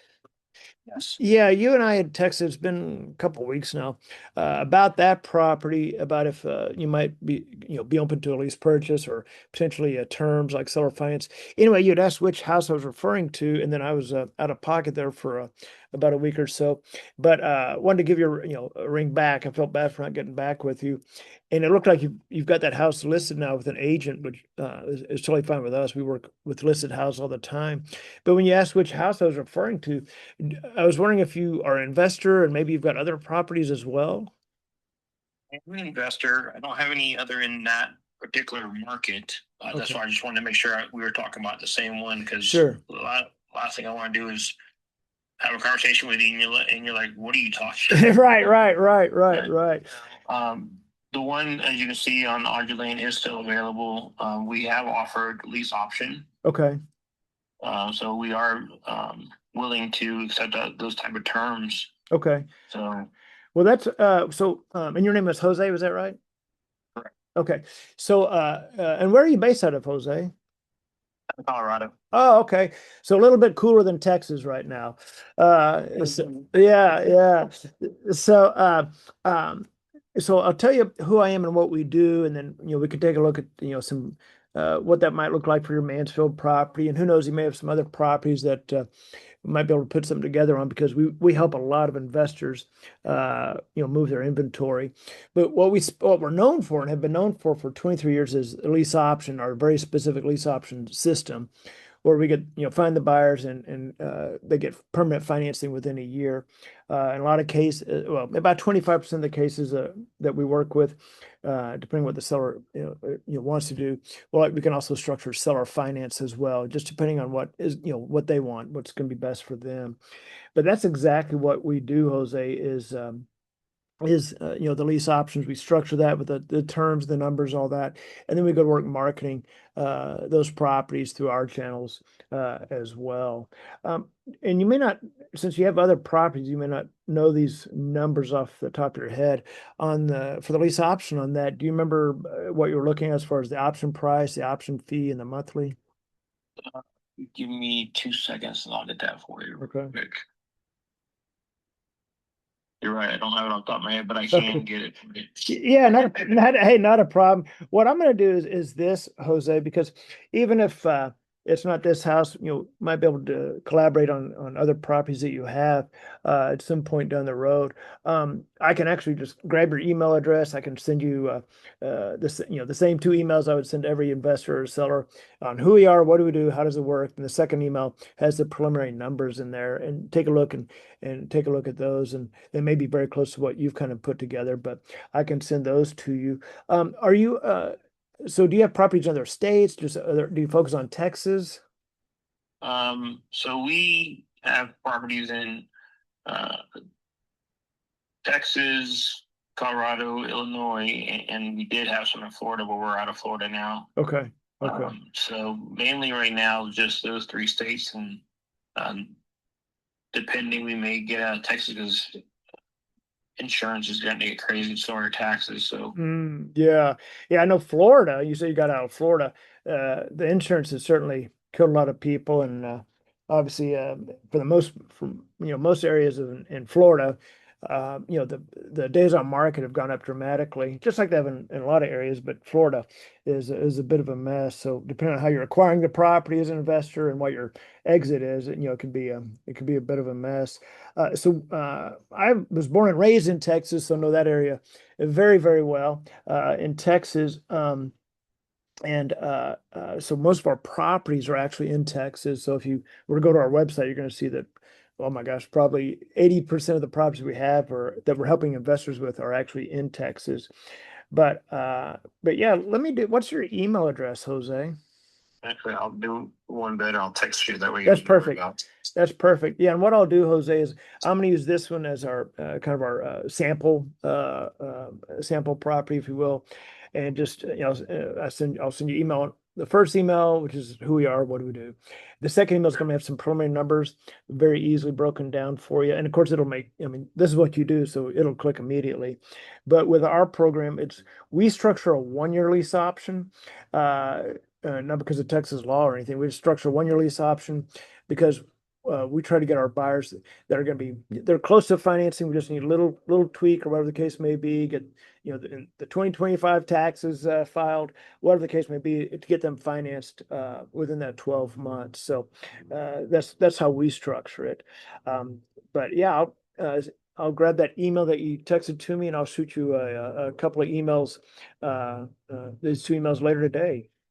And this is my cell phone, Jose, so feel free to call or text anytime. And if by chance you had a question about Texas lease options, I'm the point guard on that, Jose. I'm the guy that actually wrote the book on Texas lease options. So I've actually taught attorneys and everything on the ins and outs of property code. So always happy to help you there.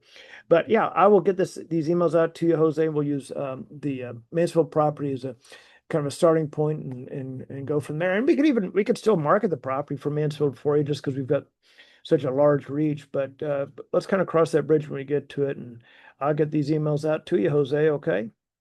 Sounds good. Right. Do you want me to just respond to your email with Yeah. the offer details that we have? Oh, if you got it, yeah. I'm going to put my numbers together, even sight unseen of yours. I am just curious on how you've structured yours. If there's what your numbers look like compared to mine, because I do my numbers in about 15 seconds in my head, just because I've done it for so long. But I structure my very specific way. So right now we have it structured where the option fee is 12.5 with a sales price of 557. Key option term, lease payment of 3,400 with $2,000 going back accredited per month. Okay, on that, a couple of things on that. 557, 12.5 down, 2-year lease option, 3,400 a month with $2,000. I'm marking this down, 2K as if you will, a rent credit. Are you in your documents, are you providing the rent credits as seller concession at the time of close? I want to say Yeah. one more time. Yeah. So well, let me tell you how we structure it, and then kind of see, just so you'll kind of see what we do. So what we do, like on this house, and I'm just spewing this off the top of my head here, but it's gonna be pretty close, is we would do say 557. We would probably put that down payment closer to 20,000. That option fee is 20,000. 1-year lease option, and probably put that payment closer to 37.95, 38.95, and give them probably a $5,400 concession. So when they go to get finance, it'll show that that you are paying $5,400 towards their closing cost. So with the way you've got it structured, 557, 12.5 down, 3,400 a month, with 2K going back towards the purchase. When you say going back towards the purchase, is that towards their closing cost? I'd be going toward the actual payment, paying it down. Okay. All right. The reason and by structuring it that I'm getting into semantics, there's probably worthy of a different phone call, but the reason we do a concession, the way we structure it that way, is that way when the lender looks at everything and the title company sees everything, it's all, they've seen it before, right? So a concession, yeah. So familiar with them. You're right. The terminology is, okay, I understand what you're doing there. Exactly. And if so for example, if someone says, hey, can I pay it as an example? Hey, can I pay an extra, I don't know, whatever, 1,000 a month towards the down or something like that? I said, well, yeah, but we've got to do a specific way. Otherwise the lender's going to go, what was this? Right? They're not going to be able to credit it to you at the time of finance. But and I'm wondering, you know what, Jose, that's Mansfield. Let me pull that property back up. 4-bedroom, yeah. Would you? So okay, so on Mansfield, now you've got it listed for sale at 480 in this one. You've got the option price at 557. Yep. Okay. All right. Would you?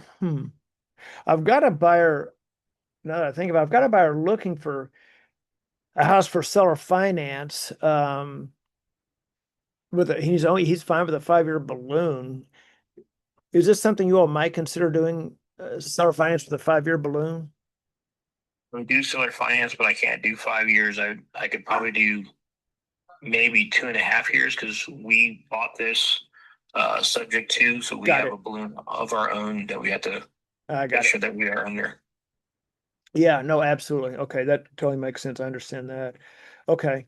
Well, yeah, Jose, I've got your email address, and I'm gonna send you the two emails I would send any seller or investor, just so you can see who we are and kind of the numbers we put together, and go from there. But and then let's reconnect maybe tomorrow. And if it's not this house, so I think there may be some synergy here, maybe for some other properties we might be able to work with you on. But I'll get this out here a little bit later today. Okay, Jose? Sounds good. All right. Take care. All right.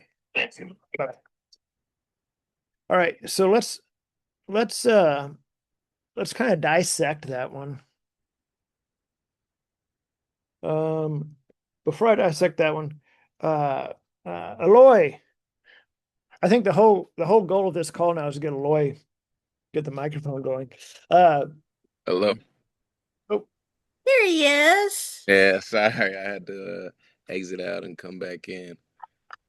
that's all right, Aloy. We're doing a 2-hour Zoom on how Aloy can get his microphone working. Yeah. We scheduled for 5 minutes, but we didn't know it was going to take 2 hours. So anyway, so I'm going to dissect what you all just saw and then work through that because I think that's a really good one to take a look at. But before I do dissect that, any questions on that call? Anything that you had a question about on the last two calls I had, or anything like that? And Aloy, since we figured out how to work out the mic, are you a real estate agent, investor, just getting started in real estate, or what's your story? I'm an investor. I'm based out of Chicago, Illinois. I actually talked to Janet earlier today Donette? on Janet earlier Yeah. today on some other properties, and she had mentioned you and seller finance and lease to own, and I thought, why not? Let me join in and see if I can learn something new. Yeah.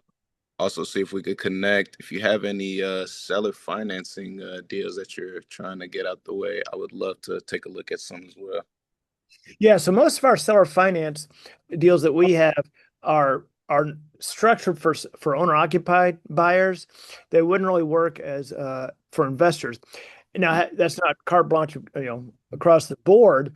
I've got one. Well, I had one. Yeah, that then yesterday got leased right before.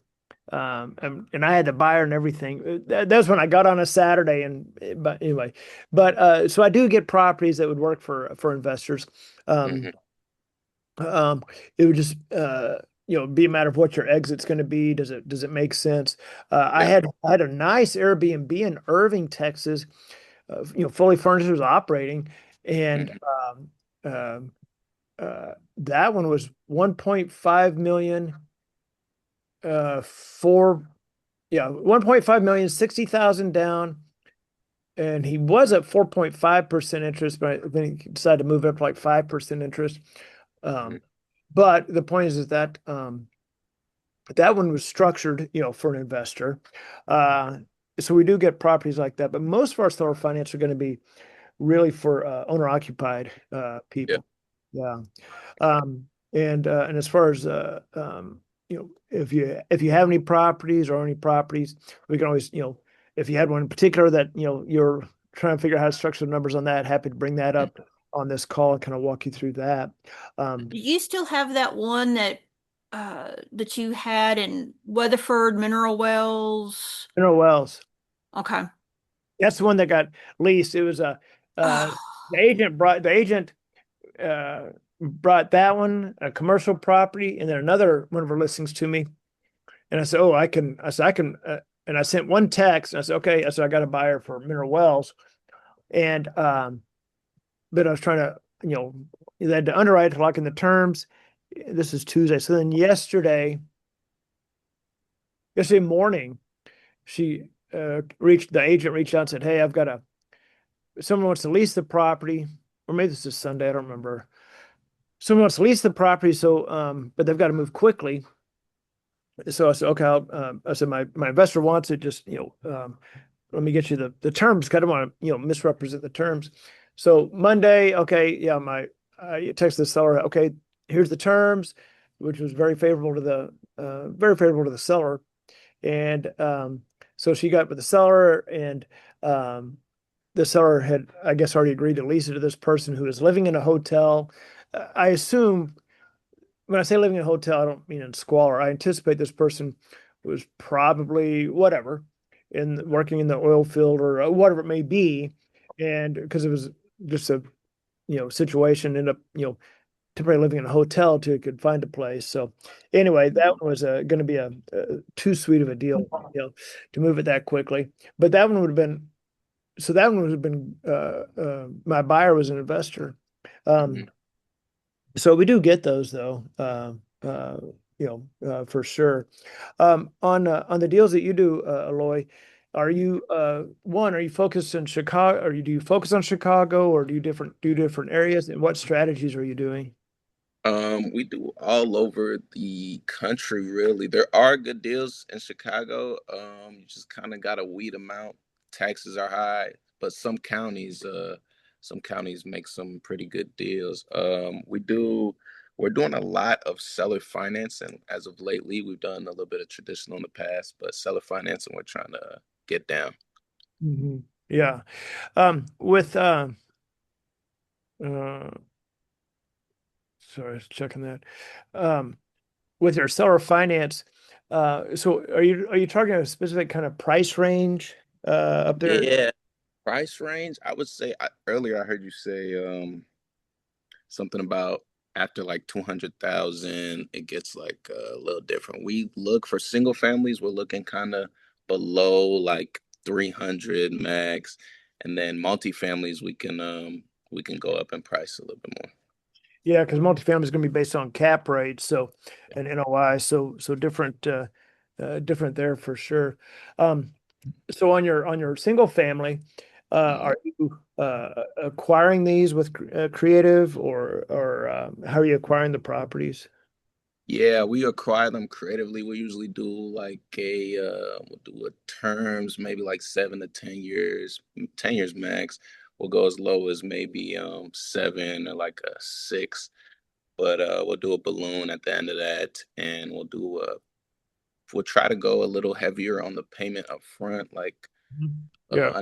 traditionally, it'll be like 20%. People will do 25 or something. We'll try to go a little bit higher up front just to make it appeasing for the seller. But yeah. And then are you doing, so let's say it's a 5-year balloon. So you're doing, let's say 25% up front. Are you doing interest only for the 5 years? Yeah, depending on what it's looking like, the cash flow. Because what we do, we like to buy them and then rent them out. But depending on the cash flow, yeah, we could do interest only the first few years, or however we can make it work. When you put say 25% down, are you for the most part only able to work with houses where that 25% down pays off the underlying note? Yeah, it has to pay off if I they have got a you. note. But I we'll go got you. higher than 25, maybe like a 40 or like 37, or even we've done 50 before. So Yeah, I got you, boo. This ain't my first rodeo, Loy. Uh, so um, so that with the way it's structured for the seller, are you then putting everything, are you putting him to an LLC where he's a member of the LLC, and if you all default, he gets the LLC back in the first lien position? yep, yep, just like that. Yeah, yeah, yeah. I got you, man. Um, uh, but you all are doing uh, interest interest only. On that interest only, obviously you'll have to underwrite it and make sure y'all can cash flow. So you can't just across the board say, oh, we can do whatever 6% interest or whatever. It's only because you got to do your underwriting and say, well, is this even going to cash flow? Yeah. Because you're going to be paying taxes and insurance. hmm Um, So, yeah, I've got one. I've got to call the seller. I'm going to call the seller today, and the way for it to work was uh, a larger down payment for the buyer. For the buyer, I mean, the way for Mhm. it to work for the buyer who does, you know, for all purposes, the same thing. Mhm. They're going to put down 25, 20, 2024. I don't remember, doesn't matter. 20%, maybe it's 25%, doesn't matter. Mhm. But then, and do a 5-year balloon interest only, but to make the numbers work, that interest is going to be at like 1.75 or something. So, Mm. so the seller is going to get 500 a month. No, they came back. They redid the numbers. And now I'm almost embarrassed to even go to the seller. I'm going to call the seller anyway. Just say, hey, just letting you know this. Yeah. Don't laugh at me. I'm just the messenger. In order to make it work for them, it was going to have to be closer to, that's where it was, um, $200 a month to the seller. And, Mm. and the seller's going to be like, he doesn't know anything on it. He's going to be like, man, nah. At 25 down still, they wanted to do 200 a month. Yeah, and it's going to be. I'd have to redo the calculations. It's going to be the second they're going to be. So the seller's going to carry 180,000. Mm. Get it to 200 a month. Interest only is like one. It was less than 2%. Yeah. You know, and it's it is what it is. But I'm going to call the seller anyway. Just say, hey, don't hate me. Because he could just rent it out for whatever 16.50 a month. He doesn't owe anything on it. Yeah. But same thing. They had to do the underwriting, and what they originally underwrote it at was 40,000 down. And I don't remember the interest rate, but it's 40,000 down. Seller's going to get 800 a month. Uh, Mhm. and then they ran through their formulas again. Like, whoa, wait a minute. Well, we're going to put more money down. You know. Yeah. So in order to make that work, now are you getting your down payment? Is that from a private money lender? Yeah. Private money. Yeah, yeah. So you put that down. They take first position, and Mhm. that does that private money. And this is neither here nor there. I'm just curious. Does that private money does it have a term on it, like 5 years or something like that, or not?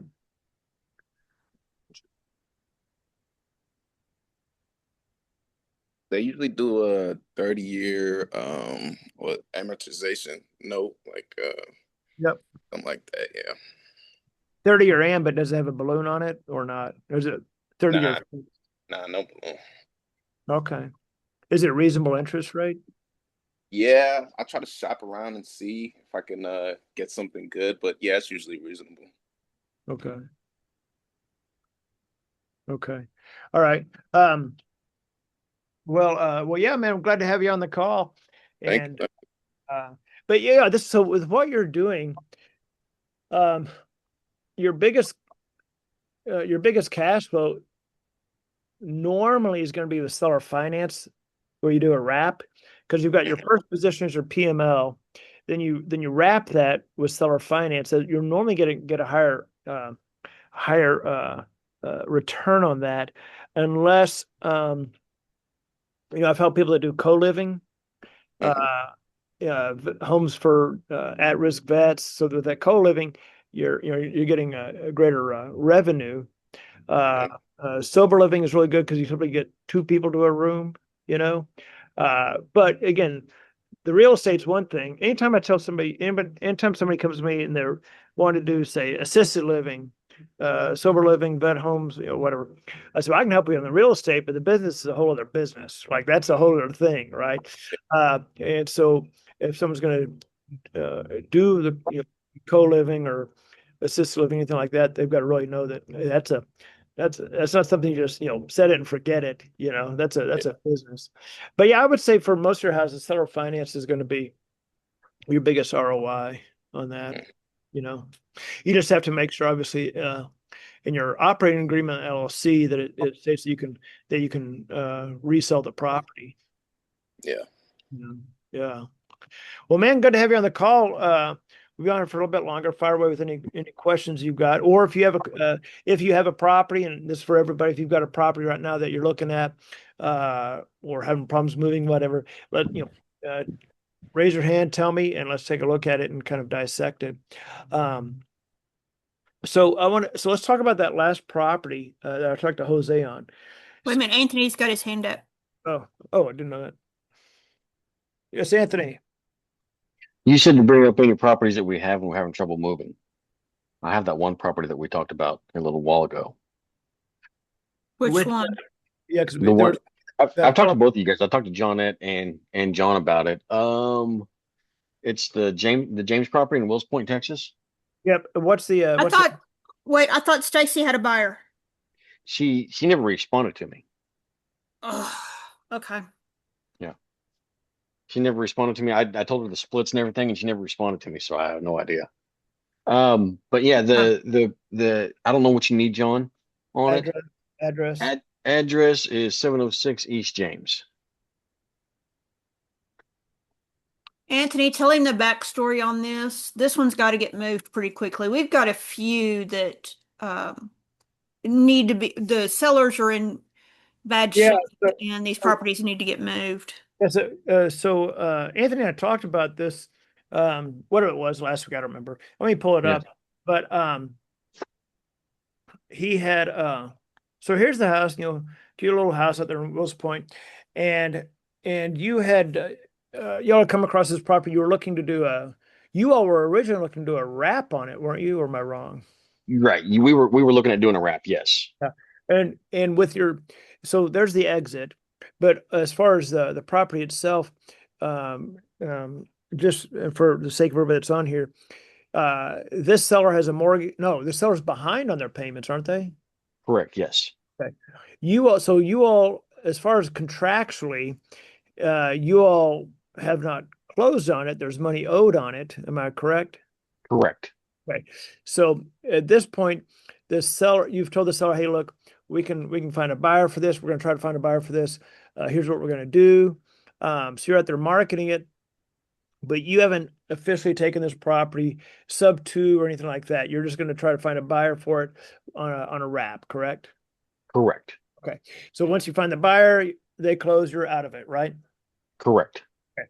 So, but because, as I remember, because of the underlying, you and I had talked, Anthony, and I said, well, because the underlying, in the terms of the underlying, this is probably this is not a fit for an investor. It's not attractive to an investor. So you're looking at owner occupied buyer, as I remember. And so what do I mean by that, guys? What I mean is, so this, well, just for the sake of everybody here, so they can get a full picture of everything, and we're not just kind of slapping some stuff against the wall here. Tell everybody, where did this house come from? How do you get this lead? Right. So we have another bird dog out there, and he brought this one to us. Mhm. He knows the owners that were in it. He brought it to us. We met with one of the owners, her and the other owner, where they are having if you were boyfriend, girlfriend, marital, they won't say they're married, difficulties in getting out of it. The reason that we didn't take it down in the beginning was because he was kind of all over the place and doing different stuff in the beginning. In the beginning, this made sense for us to take it down and do that. It doesn't now that they're so far behind. And was this house, okay, now I'm getting a little more, now I remember, was this house actually in the female's name? Yeah. No, it's in both their names. Okay, both their names, but he's not super excited to play ball. Correct. Okay, yeah. And Scott said, well, we can do this and this and all that. Okay. Yeah. So, all right. So there's that. So you got this house, and do you, I know I talked about it, but remind me again, what's owed on it? 208. 208. But their interest, and how far behind are they? So we're estimating, we're waiting for the reinstatement letter to come back in. We're estimating that reinstatement letter to be 13.5. Okay. 13.5 behind. So they owe 208, but they're behind 13.5. So I assume then that they owe closer to 220-ish. That'd be, yeah. All right. And then what's their interest rate? 6.5, 6.25. Okay. So looking at this, guys, just what I kind of look like, what I look at, I should say, looking at a property, and how can we help? Is they owe 208, they're 13.5 behind, their interest rate 6.25.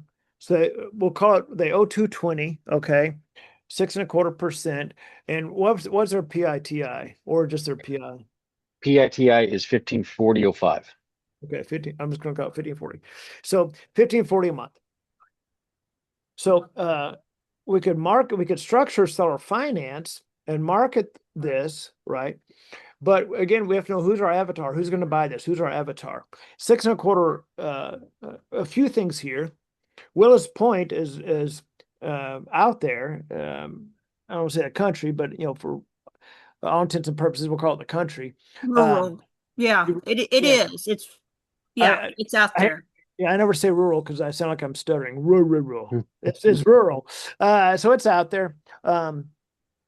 So you're not.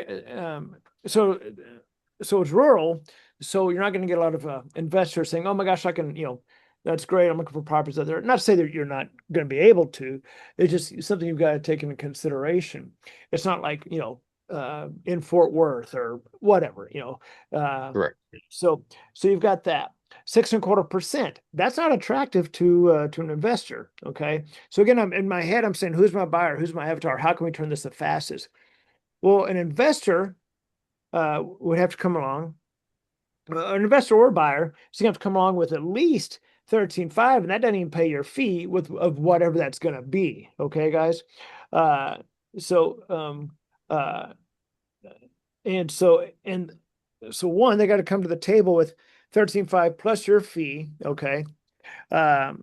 Which isn't outrageous, but you're talking about a 200, probably a 200. Yeah. I mean, without looking at the About picture, 230. yeah, about $230,000 house. Right.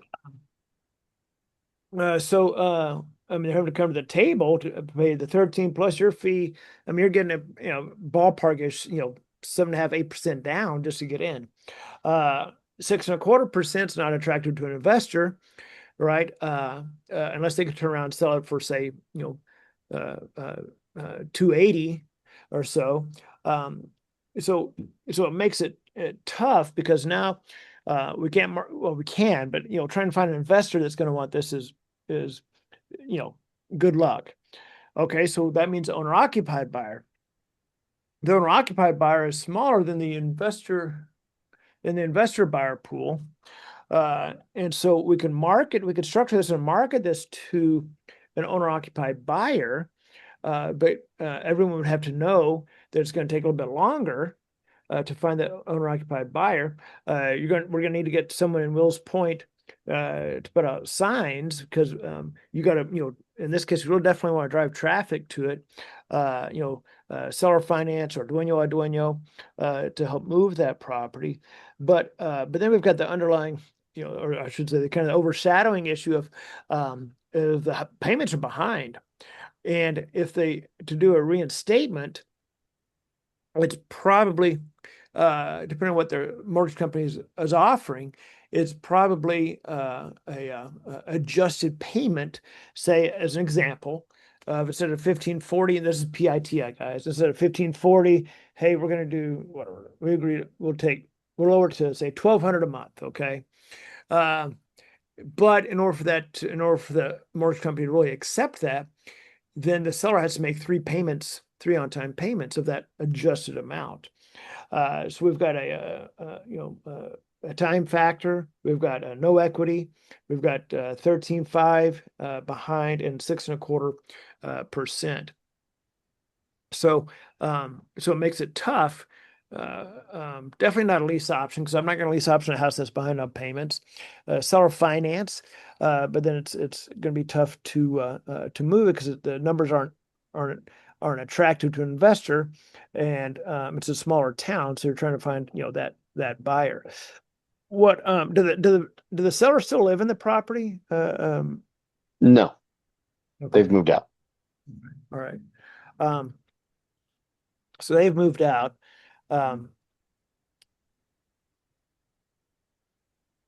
Yeah, so I don't know that you. So again, I would, and they owe 208. Yeah, so I would honestly, I would look, like we talked before, is to structure this wrap note for seller finance owner occupied at and blast it like I was talking about, blast it on social media, blast it on Facebook Marketplace, etc. Now on that wrap, this is important, guys, because without looking at the mortgage statement, guys, I'm just kind of going off round numbers here. They owe 208, but they're behind 13.5. So assuming that 13.5 is that 208's in addition to 13.5, then for round numbers here, we'll call it, it'd be say 221 is owed in the house.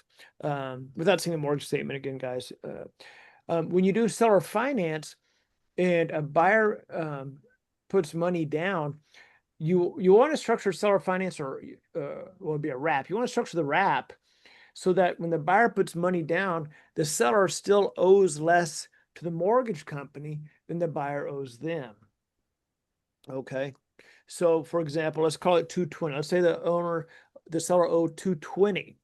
Well, and you've got it out there at, say it 230,000 on a wrap, 230,000, 10,000 down. Well, that 10,000 down is between you and the seller, however depending on what your fee is. But the point is if they put 20,000 down, right? They're 230. They're buying at 230. Seller owes 220. They're putting 20,000 down. Well, now the buyer owes 210. If that seller doesn't pay that extra 10,000 towards the mortgage company, they always owe more than what that buyer owes, and you don't want that. Okay, you always want to owe the seller. You always want to structure it so the seller owes less than what the buyer owes. So, like in this case, I would. So, having said that, structure those numbers accordingly. Of say 230, 235, and 10,000 down. Again, figuring out what your fee is going to be in there. So, John, I had two different thoughts on this one, and I wanted to run them by you. So I was looking at this one as kind of like what you do the lease options on, and maybe just assigning this to a tenant buyer. Say, hey, tenant buyer, pay 20,000.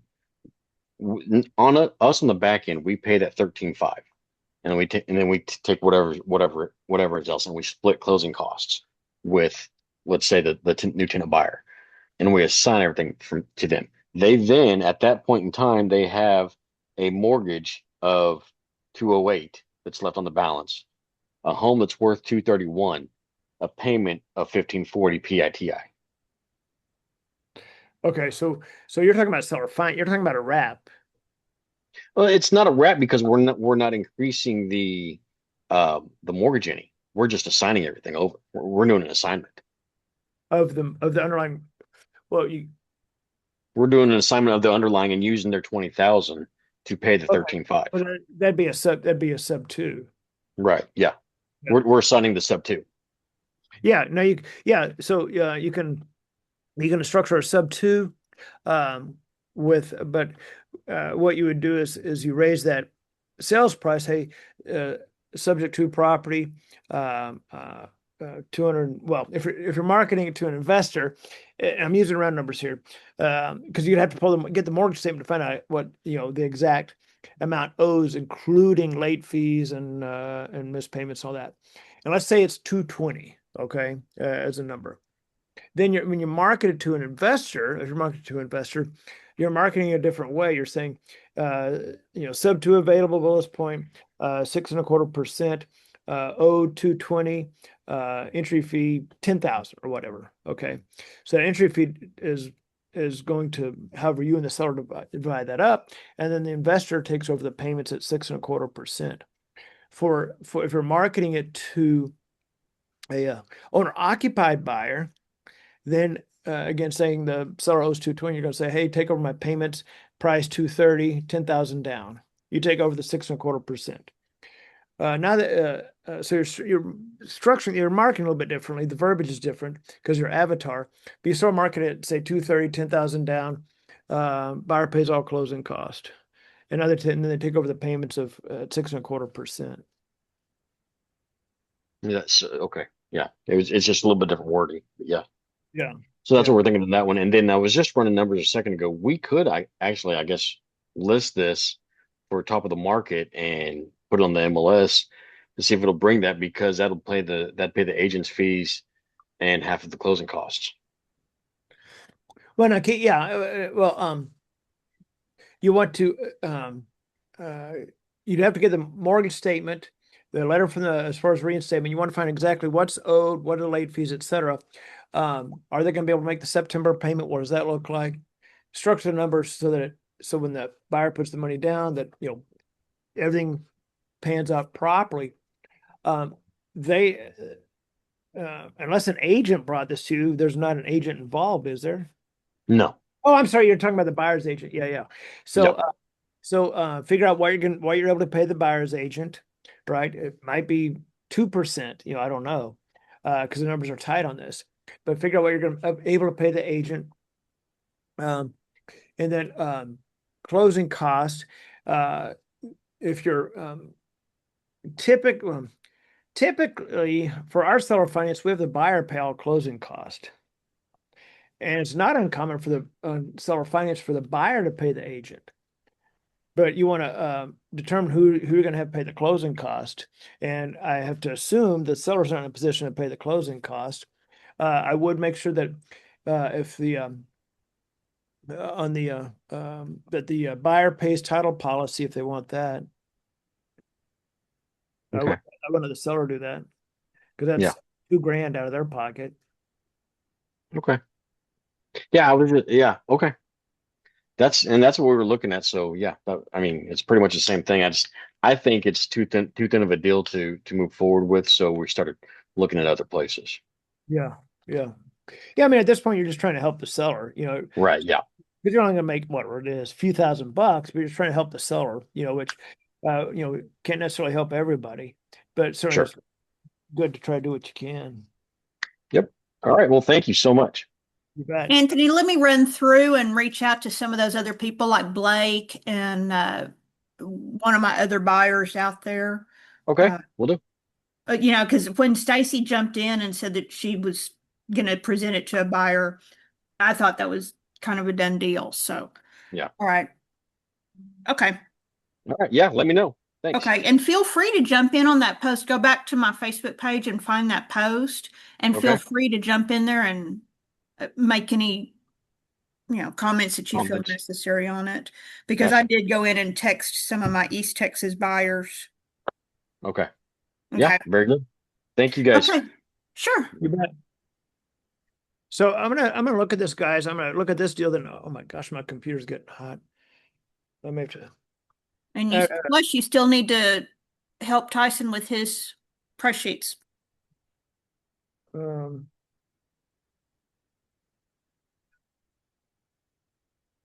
I'm gonna have to move this computer inside. It's getting hot. 702 Audrey. So I'm going to show you this deal and kind of walk you through this.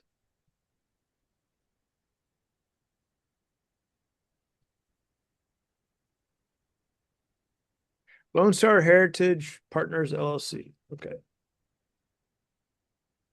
Yeah. Oh my gosh, this is hot. Hey, Jonette, you're the host, right? Yeah. All right, I'm gonna shut my computer, take it inside, plug it up, and so I'm gonna bounce off for just like 2 minutes, guys, then I'll hop back on. Okay. Okay. Aloy, are you learning stuff? Are you seeing kind of a different angle on some of this? Yeah, I'm seeing it. You see it? Okay. And those two properties that we discussed earlier, they're not going to work with that 25% down and then pay off the note because that's not gonna, there's not Yeah, enough equity there. nah. On those ones, I haven't taken a crunch the numbers on those ones yet, but I can increase that down payment. It all depends on how much they have left, but I can definitely do double that 20, maybe even double 25. Just, Okay. but Okay. Yeah. let me look at them and then I'll text them. Yeah. Because there's underlying mortgages that are going to have to be covered. Yeah, I wanna. We would have to pay that off and see if we can get some money in their pocket at the end. Yeah. If you can pay off the underlying mortgage completely, then yeah, then let's talk Okay. further after you run the numbers. All right. Okay. Great. Great, great, great. Okay.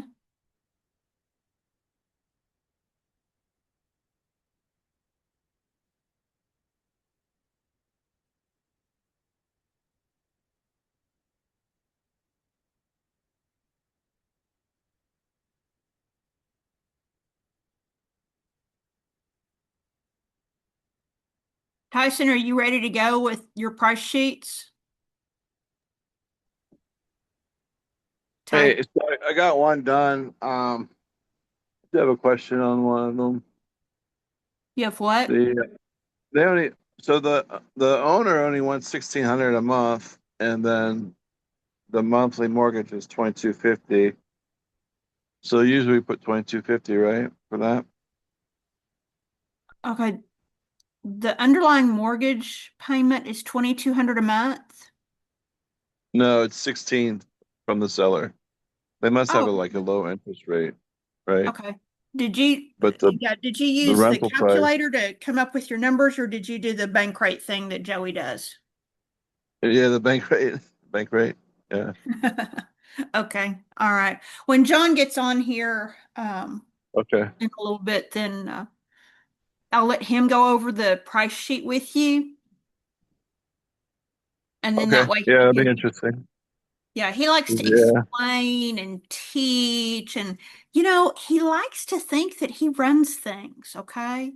So now don't y'all tell him that. Don't you tell him I said that, but he thinks he runs the business and I'm just nice to him because he's my little baby brother and I try to take care of him.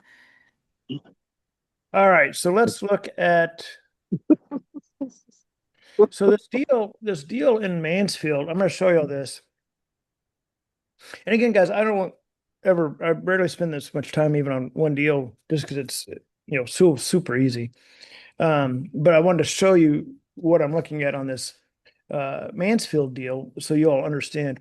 So this house, this is the one that Jose has. This one. So here's their house. It's listed for sale in Mansfield, Texas, 480,000. Okay, nice house. It's been listed 70 days. Michael Greener is. I was looking at this. Nope. Okay. Anyway, he's the agent. Anyway, 480,000. Now, I'd have to look at comps to see if that, what that valuation is, but I know Mansfield pretty well, and I'd say that's probably about, in line. You can get a lot more house in Houston, but anyway, but because maybe he was off on his numbers, but Jose, if y'all remember on the phone, I said, "What are your lease option numbers?" He said $557,000. So almost $80,000 more than what they've got it for sale for. That sends off, That's can't be yeah, that's right. not quite right. No, you don't just suddenly get $60,000, more on a house. 12.5 down, which is low, which is fine. They can move it quickly. 2-year note, 2-year balloon. I'm sorry, 2-year lease option. 3,400 with 2K going back towards the purchase. I didn't want to get into too much semantics on our initial phone call there with him. So what probably happens, I'll probably send them my numbers and they'll probably adjust their numbers and whatever. But we're here to help. anyway, but I went over to tax records and he said they bought this sub two. Now, underneath the tax records is Lone Star Heritage Partners. Let's take a look here. So that may be their company. Blah, blah, blah, blah, blah. They probably bought it from, yes, they're based in Austin. Balcones Drive. I know where I've been on that street. Yeah, anyway, so they probably bought it. Tanisha and Anthony O'Neill had this house, and a year later, Tanisha must have done a quick claim deed, special warranty deed, so probably a divorce there.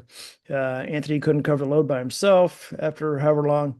They got it sub two, but that sub two has a balloon on it. In other words, they bought it sub two, but they have in their contract, I'm guessing they've got this time frame to refinance the house. Okay, yeah, so they took it over 2 years, not quite 2 years later. So they've had this house for a year, call it just over a year. So not sure what they've been doing with it in that time frame. But nevertheless, that's not what I wanted to show you. So anyway, so I'm going to send him the emails just like I normally would. Email 1, email 2 with our numbers in there. And in that second email, I'm going to add some verbiage in there about the numbers he had and 557 and that the house is not going to appraise in 2 years at $80,000 more. Otherwise, investors just be buying houses in Mansfield and sitting on them for 2 years, right? That's a nice return, but that's not the way life happens. So I'm gonna quiz him politely, not quizzing, but just kind of point out some of those figures and.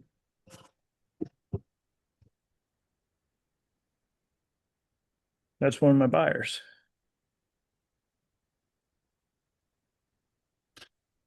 I've actually had 2 buyers call. I was setting my computer back up.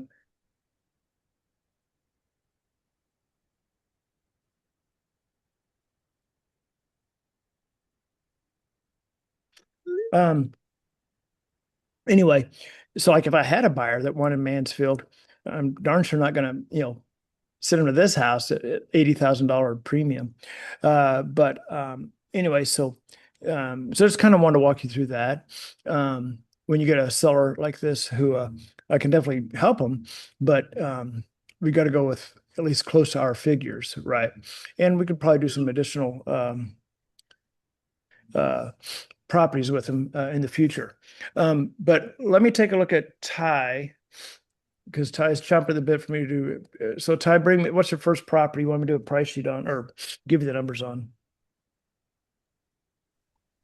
Okay, so first one, it is 35423 West San Cisco.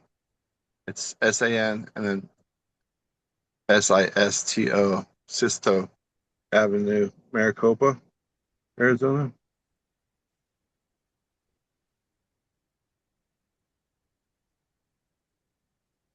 Mm, mm, mm, mm, okay. They got for rent for 1650. Now I like to go Redfin first just because the way they show their data. When a property is started for rent, it's going to pull up rental comps, not comps of valuation. So we can take a look at that. So it's probably going to show. Was this an investor house?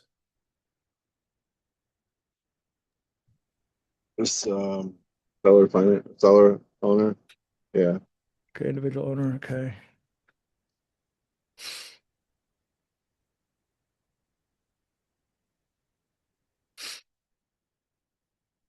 Let's see here.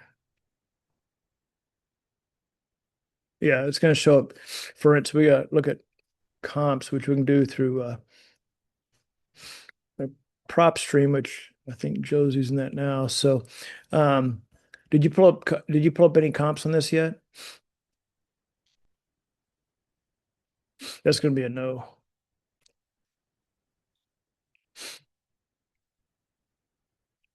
Okay, and all these are going to show rental comps. I was telling Jeanette I went by the mortgage calculator for the price. The I mortgage did pull calculator. funds on of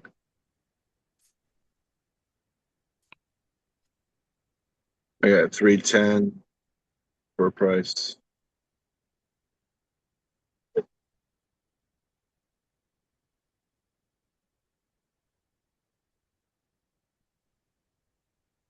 Let's see if this pulls up anything.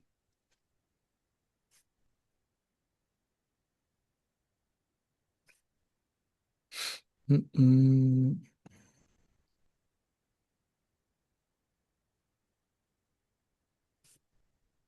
Okay, so here's one on the same street. Let me see if I still have that one pulled up. Nope. Dang it. What was that address again? Ty? 35423 West San Sisto. Sisto. It's a tongue twister.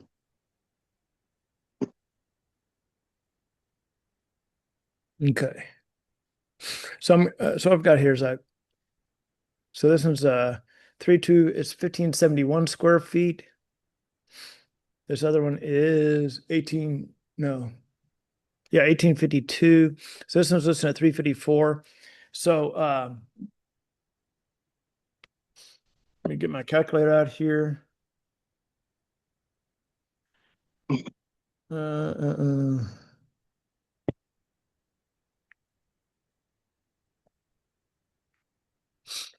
That's 191 a square foot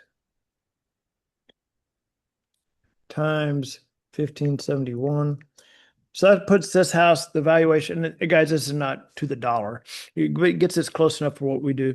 It's going to be put that valuation around 300,000. So your option price on this would be, I'd probably put it, say 308.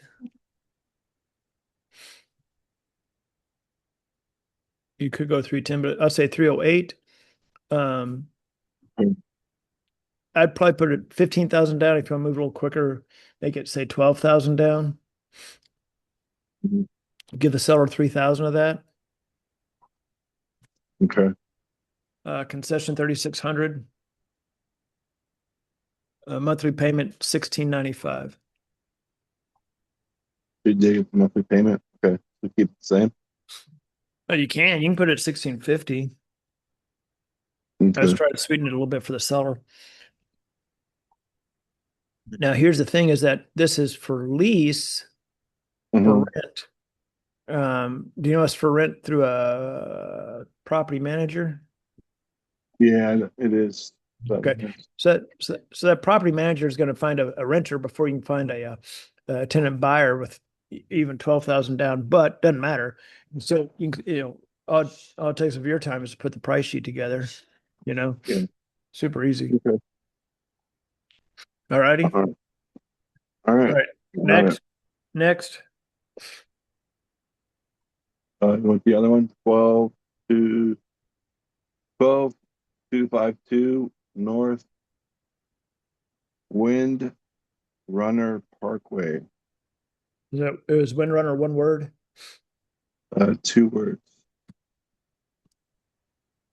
And Marana, AZ 85658. What's the city? Marana, Morana? Marana. Yeah, Marana.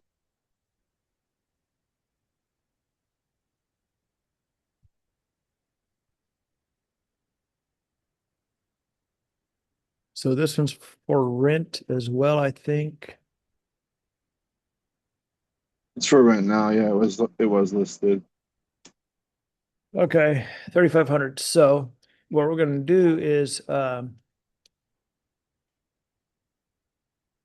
going to leave this. Well, that's not what I wanted.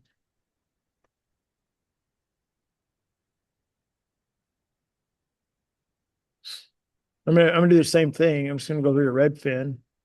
That's Realtor. Okay. I'm gonna go over here. I'm just gonna put in the address. I'm gonna take off the number here. Hit enter. Let's just see if there's other properties for sale on that street, and there are. So here's one. Actually, I meant to go to Redfin. That's for sale. This one's that one's got a pool. So for a pool, depending on the house and the area, the pool could add, 15,000 to the value. Obviously, it depends on, more factors than that, but here's where was our subject property? 3,371 square feet. Is that Redfin? So I'm going to go down here. Let's see what C looks like. Come on.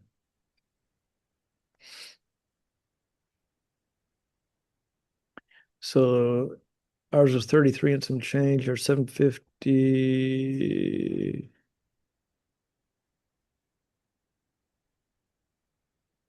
$33.71. Yeah. There's 598, 655.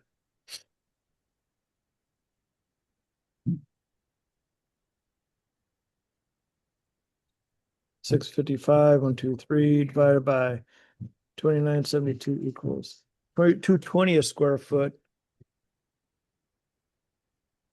220 times 3371 equals, that puts us at about 742. Yeah, 742. Yeah, it started out at 750, went down to 695 for sale. Didn't sell. Okay, so I was pretty dang close. Right in the middle. Yeah. And this one, as far as comparing apples to apples, you could do a deeper dive. Like this one has this god awful, ugly brown carpet. That's the original carpet because nobody actually buys that. So it's got the original carpet. I mean, if you want to get that deep onto it, that's why it didn't sell. The updated pictures. I don't know where you. But Okay. so I'd put it, say, I put it at 750. Mm-hmm. Maybe put it 25,000 down. And that down payment depends on how fast you want to move. If you want to move it quicker, make it 20. But say 25,000 down. Let me go back over here. You can give the seller, say, 5,000 of that. He's got it at 3,500 a month. If you want to make it 7,000, that's up to you, as far as what you give the seller. And then the concession of 5,400. Right, 5,400. Uh-huh. Monthly payment. I don't like that 3,500 a month. We've got to get more than that. We only need to be closer to 5,000 a month, but we can't compete with if they got it at 3,500. So I put that monthly at 3,895. There again, same situation as the last house, where you're competing against a property manager that has an MLS listing for rent at 3,500. Well, you're going to be competing at 25,000 down and let's say 3,895. So it's going to be hard for you to win that race, but it is what it is. This one's for sale. Yeah, it's for rent. It was on. It's from Automated REI. Yeah. So. Okay. Cool. Yeah, he just replied. He wanted some terms and everything laid out. Yep. Got his email.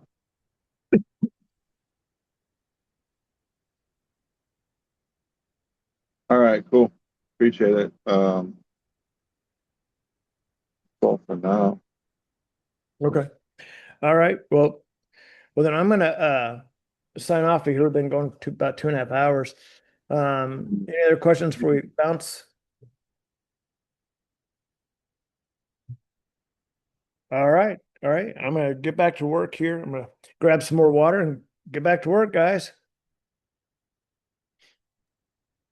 All right. Appreciate All it, right, John. guys. Okay. Thanks, John. Bye-bye. Have a good one. Bye.